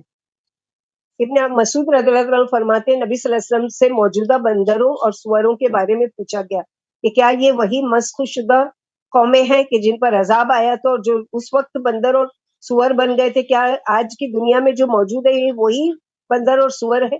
آپ صلی اللہ علیہ وسلم نے فرمایا اللہ نے جو قوم ہلاک یا مسخ کر کی اس کی نسل باقی نہیں رکھی، یعنی وہ تو نسل ختم ہو چکی ہے، اور ان سے پہلے بھی بندر اور سور پائے جاتے تھے، یعنی جن پر مسخ کا عذاب اترا تھا وہ سب ہلاک ہو گئے، ان کے بعد ان کی نسل باقی نہیں رہی۔ یعنی آج کے وہ نہیں ہے، جیسے بہت سی جگہ کہا جاتا ہے نا کہ آدم علیہ السلام کو تو اللہ تعالیٰ نے اپنے ہاتھ سے پیدا کیا، لیکن آگے کہا جاتا ہے کہ انسان پہلے بندر تھا اور یہ تھا، یہ ساری چیزیں خرافات ہیں. اللہ سبحانہ وتعالیٰ نے آدم علیہ السلام کو انسان بنایا اور لوگوں کو بھی ان کے ہی نسل سے آگے چلایا. ربانی سے حکام اور علماء اور اخبار سے محض علماء مراد ہے. یعنی حکام اور علماء شرمناک حرکتوں پر ان کو کیوں نہیں ڈانٹتے؟ یعنی آج کے عالموں کا حق ہے کہ وہ کیا کریں، ان کا یعنی ان کی ڈیوٹی ہے. ان کو اللہ سبحانہ وتعالیٰ نے خبر دیا ہے کہ وہ لوگوں کو گناہوں سے روکے، بدعت اور شرک سے روکے. لیکن ایسے عالموں کا کیا کیا جائے جو خود مسجدوں میں بیٹھ کر ایسے کاموں کے بڑھاوا دیتے ہیں اور کہتے ہیں کہ ہاں یہ کرو، یہ صحیح ہے، اور نعوذ باللہ اللہ کے رسول صلی اللہ علیہ وسلم کی طرف جھوٹ بات منسوب کرتے ہیں کہ اللہ کے رسول صلی اللہ علیہ وسلم نے فرمایا ہے، یہ آپ صلی اللہ علیہ وسلم نے ایسا کیا ہے. وقالت الیہود ید اللہ مغلولہ غلت ایدیہم ولعنوا بما قالوا بل یداہ مبسوطتان ينفق کیف یشاء ولا یزیدن کثیرا منہم ما انزل الیک من ربک طغیانا وکفرا والقینا بینہم العداوۃ والبغضاء الى یوم القیامہ کلما اوقدوا نارا للحرب اطفأها فی الارض فسادا واللہ لا يحب المفسدون ولو ان اہل الکتاب واتقوا لكفرنا عنهم سيئاتهم ولا دخلناهم جنات النعيم ولو انهم اقاموا التوراة والانجيل وما انزل اليهم من ربهم لاكلوا من فوقهم ومن تحت ارجلهم منهم امة مقتصدة وكثير منهم ساء ما يعملون. اور یہودیوں نے کہا اللہ کے ہاتھ تنگ ہے، نعوذ باللہ، جیسے اس سے پہلے پڑھے سورہ آل عمران میں کہ اللہ تعالیٰ نے قد سمع اللہ قول الذین قالوا ان اللہ فقیر نعوذ باللہ ونحن اغنیاء. یہاں پر کیا کہہ رہے ہیں یہودی کہ اللہ کے ہاتھ نعوذ باللہ تنگ ہے. کہہ دیجئے کہ انہیں کے ہاتھ بندھے ہوئے ہیں اور اپنی انہی باتوں کی وجہ سے ان پر اللہ برسائیے، بلکہ اللہ کے ہاتھ تو کشادہ ہے، وہ جس طرح چاہتے ہیں خرچ کرتے ہیں. جو کچھ آپ پر آپ کے رب کی طرف سے اتارا گیا وہ ان کے اکثر لوگوں میں سرکشی اور کفر کو بڑھا دیتا ہے. ہم نے ان میں آپس میں قیامت تک کے لیے عداوت بغض ڈال دیا. جب کبھی لڑائی کی آگ سلگاتے ہیں اللہ اسے بجھا دیتے ہیں. یہ دنیا بھر میں فساد مچاتے پھرتے ہیں اور اللہ فساد مچانے والوں کو دوست نہیں رکھتے. اگر اہل کتاب ایمان لاتے اور پرہیزگاری اختیار کرتے تو یقیناً ہم ان سے ان کی برائیاں مٹا دیتے اور نعمتوں والی جنتوں میں انہیں بسائے بغیر نہ رہتے. اگر یہ تورات و انجیل پر کاربند رہتے اور اس پر بھی جو ان کی طرف سے ان کے رب کی طرف سے اترا ہے تو یقیناً ان کے رزق کا سامان اوپر نیچے سے ہوتا. ان میں سے ایک جماعت درمیانی راہ والی ہے اور اکثر لوگوں کے عمل سخت شرمناک ہے. تو یہاں پر اللہ سبحانہ وتعالیٰ اس چیز کے بارے میں بتا رہے ہیں، جیسے کہ ابن عباس رضی اللہ عنہ فرماتے ہیں ایک یہودی شاس بن قیس نے کہا کہ آپ کا رب بخیل ہے، خرچ نہیں کرتا. اس پر اللہ تعالیٰ نے یہ آیت اتاری ہے. حق تعالیٰ نے اس کی تردید فرمائی، انہوں نے اللہ پر جو بہتان اٹھایا سے رد فرمایا کہ انہی کے ہاتھ تنگ ہے اور انہی کا مال خرچ کرتے ہوئے دم نکلتا ہے. پھر یہ کفریہ باتیں بناتے ہیں جن کی وجہ سے اللہ نے اپنی رحمت سے بھی دور کر دیا ہے. تو اللہ سبحانہ وتعالیٰ کے ہاتھ وسیع بھی ہے اور اللہ کے دونوں ہاتھ داہنے ہیں. کیسے ہیں، اس کی کیفیت کیا ہے، یہ اللہ تعالیٰ بہتر جانتے ہیں. ہم مشابہ نہیں کریں گے کہ نعوذ باللہ ایسے اللہ کے ہاتھ جیسے ہمارے ہاتھ، ایسا نہیں ہے. بلکہ بس اللہ تعالیٰ نے جس چیز کا وہ کیا، جیسے اللہ کا چہرہ، اللہ کی پنڈلی، اللہ کے ہاتھ اور اللہ کے یعنی آنکھیں، اور اس طرح جو بھی چیز کا قرآن میں ذکر کیا گیا اس کا ہم ایمان لاتے ہیں. کیفیت مجہول ہے، یعنی ہم کو نہیں پتا کہ کیسا ہے، نہ ہم کسی سے اس کی کمپیریزن کریں گے کہ مطلب اس کا جیسا ہے ویسا اس کا ایسا نہیں ہے. یہ سراسر شرک اور کفر ہے. اس سے اللہ سے ڈرنا چاہیے اور کسی کی مثال نہیں ہے اللہ کے برابر کرنا چاہیے. تو یہاں پر اسی کے لیے بتایا گیا کہ یہ جو کہتے ہیں، ایک حدیث میں ہے قریب علم اٹھا لیا جائے گا. زیاد بن لبید صلی اللہ علیہ وسلم علم کس طرح اٹھا لیا جائے گا، حالانکہ ہم نے قرآن سیکھ لیا ہے اور اپنی اولاد کو بھی سکھا رہے ہیں. فرمائے ابن لبید تیری ماں تجھے گم پائے، میں تجھے مدینہ والوں میں سمجھدار سمجھتا تھا. کیا تورات و انجیل یہودی اور عیسائیوں کے پاس نہیں ہے؟ لیکن جب انہوں نے اللہ کا حکم چھوڑ دیا تو کتاب اللہ ان کے کچھ کام نہ آ سکی. یعنی علم اٹھائے جانے کا مطلب یہ ہے کہ لوگ عمل کرنا چھوڑ دیں گے اور وہی علم مفید ہے جس پر عمل کیا جائے گا. اللہ سبحانہ وتعالی ہم لوگوں کو علم جو سیکھ رہے ہیں اس پر ہم کو عمل کرنے والا بنائے اور ہمارے اس علم کو باقی رکھیں. اس طرح کہ ہم اس پر عمل کرتے رہیں. جب عمل کرنا چھوڑ دیں گے تو یہ علم بھی ایسے ہی ضائع ہو جائے گا جیسے یہود و نصارہ کی تورات اور انجیل کا علم اب باقی نہیں ہے. یا ایھا الرسول بلغ ما انزل الیک من ربک وان لم تفعل فما بلغت رسالتہ واللہ یعصمک من الناس ان اللہ لا یہدی القوم الکافرین. اے رسول صلی اللہ علیہ وسلم، آپ کے رب کی طرف سے جو کچھ آپ پر اترا ہے آپ اس کی تبلیغ کیجئے. اگر آپ ایسا نہیں کریں گے تو اپنی رسالت کی تبلیغ کا حق ادا نہیں کر سکیں گے اور اللہ آپ کو لوگوں سے بچائیں گے. واقعی اللہ کافروں کو ہدایت دیتے ہیں. نبی صلی اللہ علیہ وسلم سے رسول صلی اللہ علیہ وسلم کے لقب کے ساتھ خطاب ہے اور حکم ہے کہ آپ کو اللہ کی طرف سے جو کچھ وحی ہوا ہے وہ لوگوں تک پہنچائیے. نبی صلی اللہ علیہ وسلم نے رحمت اللہ للعالمین نے فرائض رسالت کس طرح بہترین طریقے سے انجام دی اور اس آیت پر کس طرح بہترین طریقے سے عمل کیا یہ آپ کی سیرت پڑھنے والے اچھی طریقے سے جانتے ہیں. عائشہ صدیقہ فرماتی ہے جو شخص یہ کہے کہ محمد صلی اللہ علیہ وسلم نے کچھ وحی چھپا لی وہ جھوٹا ہے، کیونکہ حق تعالیٰ فرما رہے ہیں یا ایھا الرسول بلغ ما انزل. عائشہ صدیقہ نے فرمایا اگر آپ وحی چھپاتے تو یہ آیت بھی چھپا دیتے جو آپ کے حق میں کہی گئی ہے. آپ اپنے دل میں وہ بات چھپا رہے ہیں جسے اللہ ظاہر کرنے والا اور آپ لوگوں سے ڈرتے ہیں، حالانکہ اللہ زیادہ حقدار ہے کہ اللہ سے ڈرا جائے. ابن عباس فرماتے ہیں آپ نے حجۃ الوداع کے خطبے میں فرمایا لوگوں آج کون سا دن ہے؟ صحابہ بولے حرمت والا. فرمایا یہ کون سا شہر ہے؟ بولے حرمت والا. فرمایا یہ کون سا مہینہ ہے؟ بولے حرمت والا. فرمایا یاد رکھو تمہارا مال خون اور آبرو تم پر اسی طرح حرام ہے جیسے تمہارا یہ دن حرمت والا ہے، یہ شہر حرمت والا ہے اور یہ مہینہ حرمت والا ہے. پھر آپ نے یہی جملہ چند بار دہرایا، پھر آسمان کی طرف انگلی اٹھا کر چند بار فرمایا اے اللہ میں نے تبلیغ کا کام کر دیا، میں نے تبلیغ پہنچا دی. اس آیت کے اترنے سے پہلے نبی صلی اللہ علیہ وسلم پہرے دار رکھا کرتے تھے، جیسا کہ مسلم میں عائشہ صدیقہ بیان کرتی کہ ایک رات نبی صلی اللہ علیہ وسلم آپ کے پاس جاگتے رہے. فرماتی کہ میں نے کہا یا رسول اللہ کیا بات ہے؟ فرمایا کیا اچھا ہوتا اگر آج رات کوئی نیک صحابی میرا پہرا دیتا. فرماتی اتنے میں نے ہتھیار کی جھنکار سنی. آپ نے پوچھا کون ہے؟ آواز آئی میں ہوں سعد بن مالک. یا رسول اللہ صلی اللہ علیہ وسلم فرمایا کیوں آئے ہو؟ بولے یا رسول اللہ پہرا دینے کے لیے حاضر خدمت ہوا ہوں. فرماتی ہے پھر آپ آرام سے سو گئے اور آپ کے خراٹے نکلنے لگے. ایک روایت میں یہ واقعہ سن 2 ہجری کا ہے اور مدینے کا ہے جب عائشہ صدیقہ کی رخصتی ہو چکی تھی. عائشہ صدیقہ کا بیان ہے کہ آپ پہرے دار رکھا کرتے تھے.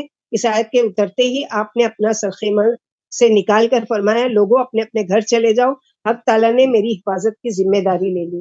آپ صلی اللہ علیہ وسلم کی اسی طرح ذمہ داری کا نتیجہ ہے کہ یعنی 17 مرتبہ یہودیوں نے آپ کے ساتھ آپ کو ہلاک کرنے کی کوشش کی لیکن اللہ تعالیٰ نے آپ کی حفاظت کی.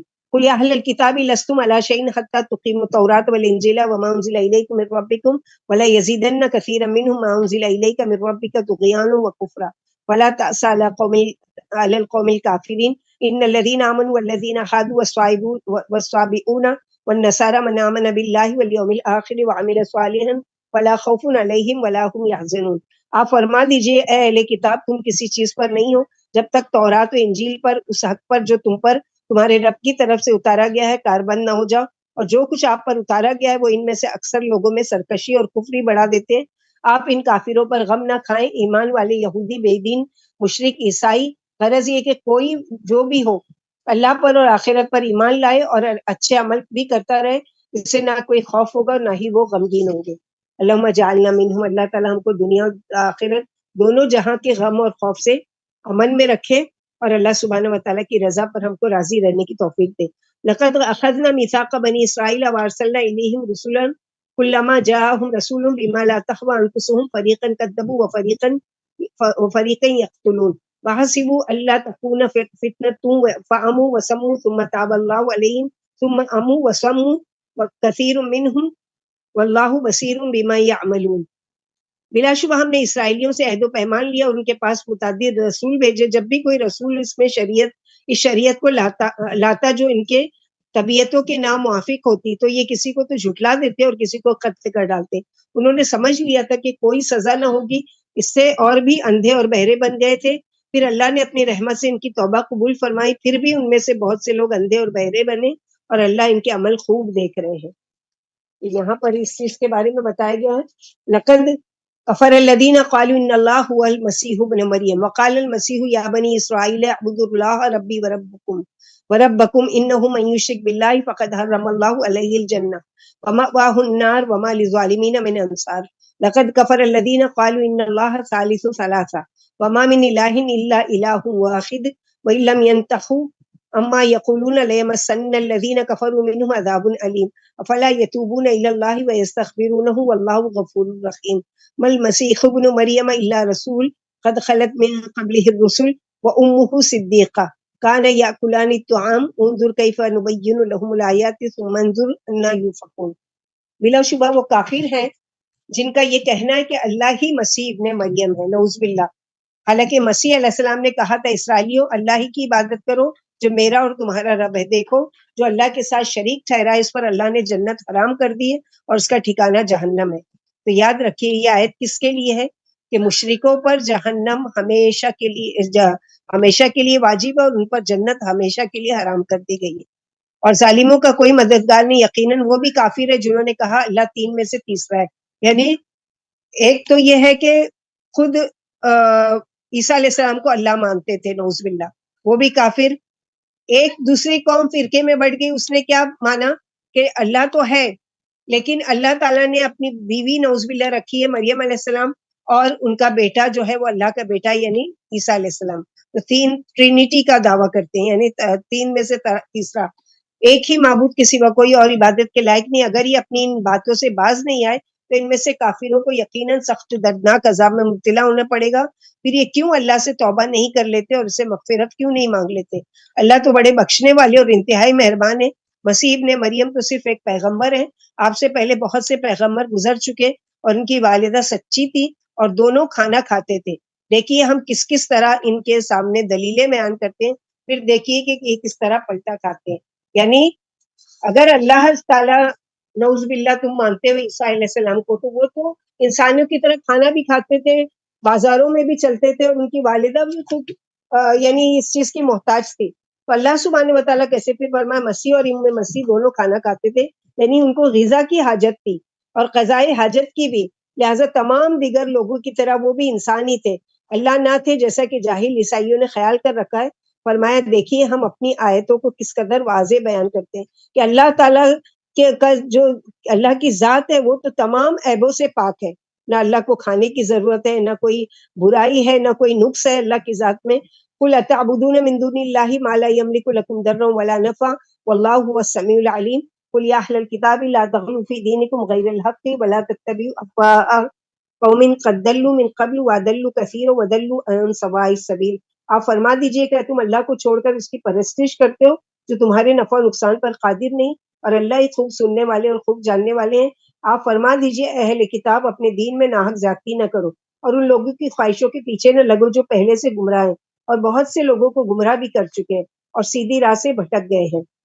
لعن الذین کفروا من بنی اسرائیل علی لسان داؤد وعیسی ابن مریم ذلک بما عصوا وکانوا یعتدون کانوا لا یتناہون عن منکر فعلوہ لبئس ما کانوا یفعلون تری کثیرا منہم یتولون الذین کفروا لبئس ما قدمت لهم انفسهم ان سخط اللہ علیہم وفی العذاب هم خالدون ولو كانوا يؤمنون بالله والنبي وما انزل الیہم ما اتخذوهم اولیاء ولکن کثیرا منهم فاسقون. اسرائیلی کافروں پر داؤد علیہ السلام اور عیسی ابن مریم کی زبانی لعنت کی گئی ہے کیونکہ وہ نافرمانیاں کرتے تھے اور زیادتیاں کیا کرتے تھے اور آپس میں ایک دوسرے کو بری باتوں سے روکتے نہیں تھے. واقعی ان کے افعال بدترین تھے. آپ ان میں اکثر کو کافروں سے دوستیاں کرتے ہوئے پائیں گے. یقیناً وہ عمل برے ہیں جو انہوں نے اپنے لیے آگے بڑھائے ہیں اور اللہ ان سے ناراض ہے اور وہ عذاب میں ہمیشہ ہمیشہ رہنے والے ہیں. اگر یہ اللہ پر، نبی پر اور جو نبی پر اترا اس پر ایمان لاتے تو انہیں دوست نہ بناتے، لیکن ان میں سے اکثریت فاسق و نافرمان کی ہے. لَتَجِدَنَّ أَشَدَّ النَّاسِ عَدَاوَةً لِلَّذِينَ آمَنُوا الْيَهُودَ وَالَّذِينَ أَشْرَكُوا وَلَتَجِدَنَّ أَقْرَبَهُم مَّوَدَّةً لِلَّذِينَ آمَنُوا الَّذِينَ قَالُوا إِنَّا نَصَارَىٰ ذَلِكَ بِأَنَّ مِنْهُمْ قِسِّيسِينَ وَرُهْبَانًا وَأَنَّهُمْ لَا يَسْتَكْبِرُونَ. آپ یہودیوں اور مشرکوں کو مومنوں سے سخت عداوت رکھنے والا پائیں گے اور عیسائیوں کو محبت میں ایمان والوں سے قریب پائیں گے کیونکہ ان میں علماء اور عابد ہیں اور وہ غرور نہیں کرتے. یعنی جیسے آل عمران میں اللہ تعالیٰ نے تعریف کی تھی ویسے یہاں پر تعریف ہے کہ یہ آیتیں اس وفد کے بارے میں اتری جس کو نجاشی نے نبی صلی اللہ علیہ وسلم کی خدمت گرامی میں بھیجا تھا تاکہ آپ کی باتیں سنیں اور آپ کی خوبیاں معلوم کرے. جب یہ خدمت اقدس میں پہنچا اور آپ نے انہیں قرآن پڑھ کر سنایا تو یہ رونے لگے اور عاجزی کا اظہار کرنے لگے. پھر نجاشی کو آپ کی خوبیاں جا کر بیان کی. یعنی سبھی ایسے نہیں ہیں سخت دل، یا سبھی ایسے نہیں ہیں کہ کفر کرنے والے، بلکہ ان میں سے کچھ اچھے لوگ بھی ہیں کہ جن کے دل میں رقت ہے، نرمی ہے، اور وہ قرآن کو سنتے ہیں، ان کے دل گر پڑتے ہیں سجدے میں اللہ تعالیٰ کے لیے خشوع و خضوع کے ساتھ. پھر فرمائے یہودیوں کو اور مشرکوں کو مسلمانوں سے سخت عداوت ہے، کیونکہ یہودیوں کا کفر وجود ہے. یہ حق ٹکرا دیتے ہیں، لوگوں کو حقیر سمجھتے ہیں اور ارباب علم کو اپنے مقابلے میں کچھ نہیں سمجھتے. اسی وجہ سے انہوں نے بہت سے انبیاؤں کو قتل کر دیا، یہاں تک کہ کئی بار پیغمبر آخر الزماں کے قتل کا بھی ارادہ کیا. ایک دفعہ آپ کو زہر دیا گیا، ایک دفعہ آپ پر جادو کیا گیا، اور انہیں کے قدم بقدم مشرک ہیں. پھر فرمائے محبت میں عیسائی مسلمانوں کے زیادہ قریب ہیں، جو خود کو مسیح کے پیروکار سمجھتے ہیں. انہیں انجیل کے بتائے ہوئے طریقے پر اسلام اور ارباب اسلام سے محبت ہے، کیونکہ مسیحی دین کی وجہ سے ان کے دلوں میں نرمی ہے. اسی وجہ سے فرمایا وجعلنا فی قلوب الذین اتبعوہ، یعنی سورہ حدید آیت نمبر 27 میں ہم نے ان کے دلوں میں جو مسیح کے پیروکار ہیں محبت و شفقت پیدا کر دی. اور آج بھی دیکھیں گے کہ یہودی اور مشرکوں کا بنسبت کرسچنس نہیں مسلمانوں کے دشمن ہیں. وہ اپنے آپ میں ہے، چاہے وہ شرک کر رہے ہیں یا جو بھی کر رہے ہیں، وہ اپنی ذات سے نہیں دوسروں کو نقصان پہنچاتے ہیں دوسروں کی طرح. پھر فرمایا اسی وجہ سے ان میں علماء بھی ہیں اور عبادت گزار بھی، یعنی ان میں کثرت سے خطبہ، علماء، عبادت گزار اور اطاعت شعار لوگ ہیں.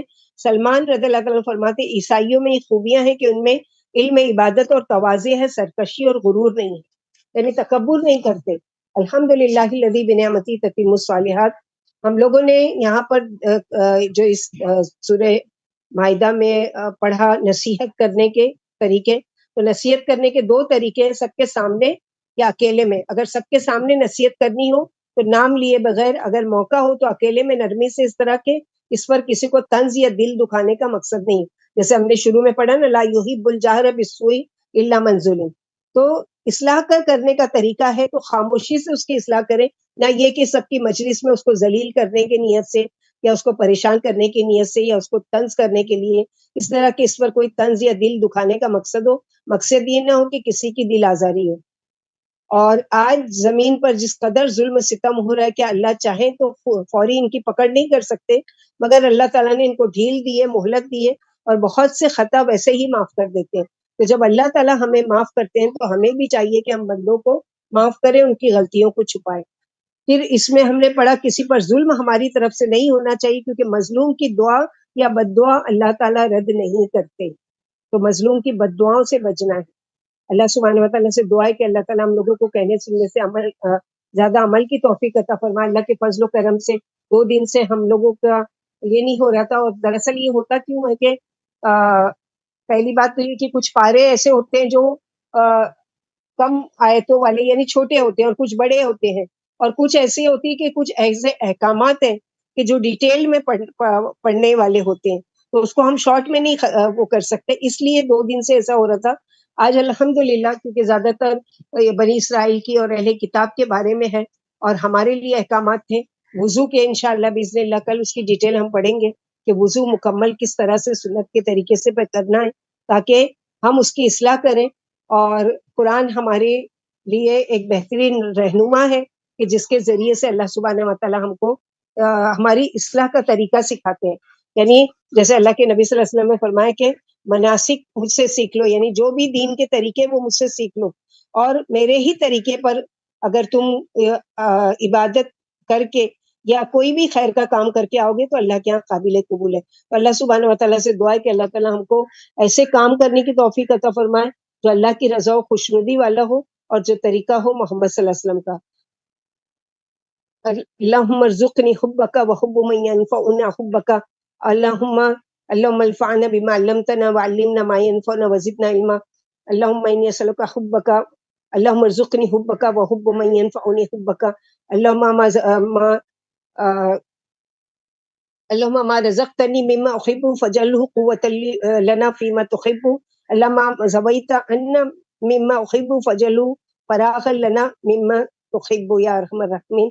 اللہ تعالیٰ ہمیں اپنی محبت اور ہمیں ان لوگوں کی محبت جو اللہ سے محبت کرتے ہیں، اور ہم کو ایسے عمل کرنے کی کے طریقے پر لگا دے اللہ تعالیٰ کے جس سے اللہ تعالیٰ جس عمل سے محبت کرتے ہیں. اور قیامت کے دن اللہ سبحانہ و تعالیٰ اپنے عرش عظیم کے سائے میں جگہ عطا فرمائے. رمضان کا مہینہ بہت قریب ہے. یہ آیتیں جس سے ہم گزر رہے ہیں صرف یہ نہیں کہ ہم اس کے سننے والے بنے اور سن کر بس ایسے ہی گزر جائیں کہ اللہ کا شکر ادا کریں الحمدللہ آج ہم نے 6 پارہ مکمل کیا.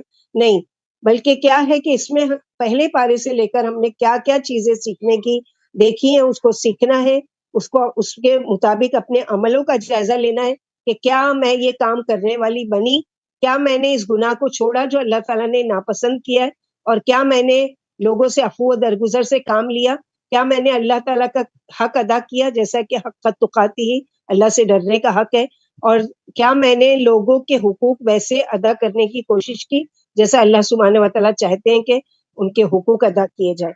یاد رکھیں ایک حقوق اللہ ہے اور ایک حقوق العباد ہے. حقوق اللہ تو اللہ تعالیٰ کی مشیت پر ہے، اللہ تعالیٰ چاہے تو معاف کر دے، آپ کی توبہ سے معاف ہو سکتا ہے، لیکن جو لوگوں کے لوگوں پر حق ہے وہ توبہ سے معاف نہیں ہوں گے، بلکہ اس کے لیے شرط کیا ہے کہ لوگوں کو راضی کرنا پڑے گا. تو آج سے رمضان آنے سے پہلے ابھی سے پریکٹس کہ روزے کی حالت میں ہم کان کا بھی روزہ رکھیں گے، ہم زبان کا بھی روزہ رکھیں گے، ہم اپنی آنکھوں کا بھی روزہ رکھیں گے، ہم اپنے ہاتھوں پیروں کا بھی روزہ رکھیں گے. روزہ رکھنے کا مطلب کیا ان اعضاؤں کا کہ ان کو اللہ کی نافرمانی کے کام میں خرچ نہیں کریں گے، بلکہ نہ میں کان سے کسی کی غیبت سنوں گی، نہ زبان سے کسی کی غیبت یا چگل خوری کروں گی، نہ آنکھوں سے کوئی ایسی چیز دیکھوں گی جو اللہ کو ناراض کرنے والی ہے، نہ چل کر جاؤں گی، نہ ہاتھ سے کوئی ایسی چیز پکڑوں گی. یہ ساری چیزوں پہ روزے کی پریکٹس ابھی سے شروع کرنا ہے، تب جا کے ہمارے روزے کا بھرپور پورا ثواب ملے گا. ورنہ اللہ سبحانہ و تعالیٰ کی مشیت پر ہے کہ اللہ تعالیٰ اس کا کتنا اجر دیتے ہیں، یہ اللہ تعالیٰ کی رضا و خوشی پر ہے. اللہ تعالیٰ سے دعا ہے کہ اللہ تعالیٰ صحت و عافیت کے ساتھ ہم کو رمضان تک پہنچائے. اللہم بلغنا رمضان مع ایمانا و احتسابا و صحت و عافیہ. اللہ سبحانہ و تعالیٰ ہم سب کی کوششوں کو قبول کرے. جتنے لوگ جمع ہوئے اللہ تعالیٰ ان کی جو بھی پریشانیاں ہیں، جو بیمار ہیں، ہم میں ان کو شفا کاملہ عطا فرمائے. اللہ جو قید میں ان کی رہائی کا انتظام کرے. اللہ جو بے گھر ہو چکے ان کے لیے گھروں کا انتظام کرے. اللہ سبحانہ و تعالیٰ جو تنگ دست پریشان حال ہے ان کی پریشانیوں کو دور کرے. اللہ سبحانہ و تعالیٰ جو جس طرح سے بھی کسی بھی ذہنی، جسمانی یا روحانی یا مالی طور پر پریشان ہے، اللہ تعالیٰ ان سب کی پریشانیوں کو دور کرے. اللہ سبحانہ و تعالیٰ مسلمانوں کو عزت دے. اللہم اعز الاسلام والمسلمین فی کل مکان وذلت الشرک والمشرکین. اللہ تعالیٰ مفسدوں اور فاسقوں اور فاجروں کو تباہ و برباد کرے، ان کو نیست و نابود کرے. اللہ تعالیٰ قبولیت کی ان گھڑیوں میں ہم دعا کرتے ہیں کہ اللہ سبحانہ و تعالیٰ ہمیں مستجاب الدعوات بنا دیجئے کہ ہم اللہ کے سامنے دعائیں مانگے اور اللہ ہماری دعاؤں کو قبول کرے. اور جن کافروں مشرکوں کے حق میں جو ہمارے دشمن ہیں، ربنا ولا تسلط علینا من لا یرحمنا رب نجنا من القوم الظالمین وانصرنا علی القوم المفسدین. ربنا تقبل منا انك انت السميع العليم وتب علينا انك انت التواب الرحيم. سبحان ربك رب العزة عما يصفون وسلام على المرسلين والحمد لله رب العالمين. سبحانك اللهم وبحمدك اشهد ان لا اله الا انت استغفرك واتوب اليك. السلام علیکم ورحمۃ اللہ وبرکاتہ. وعلیکم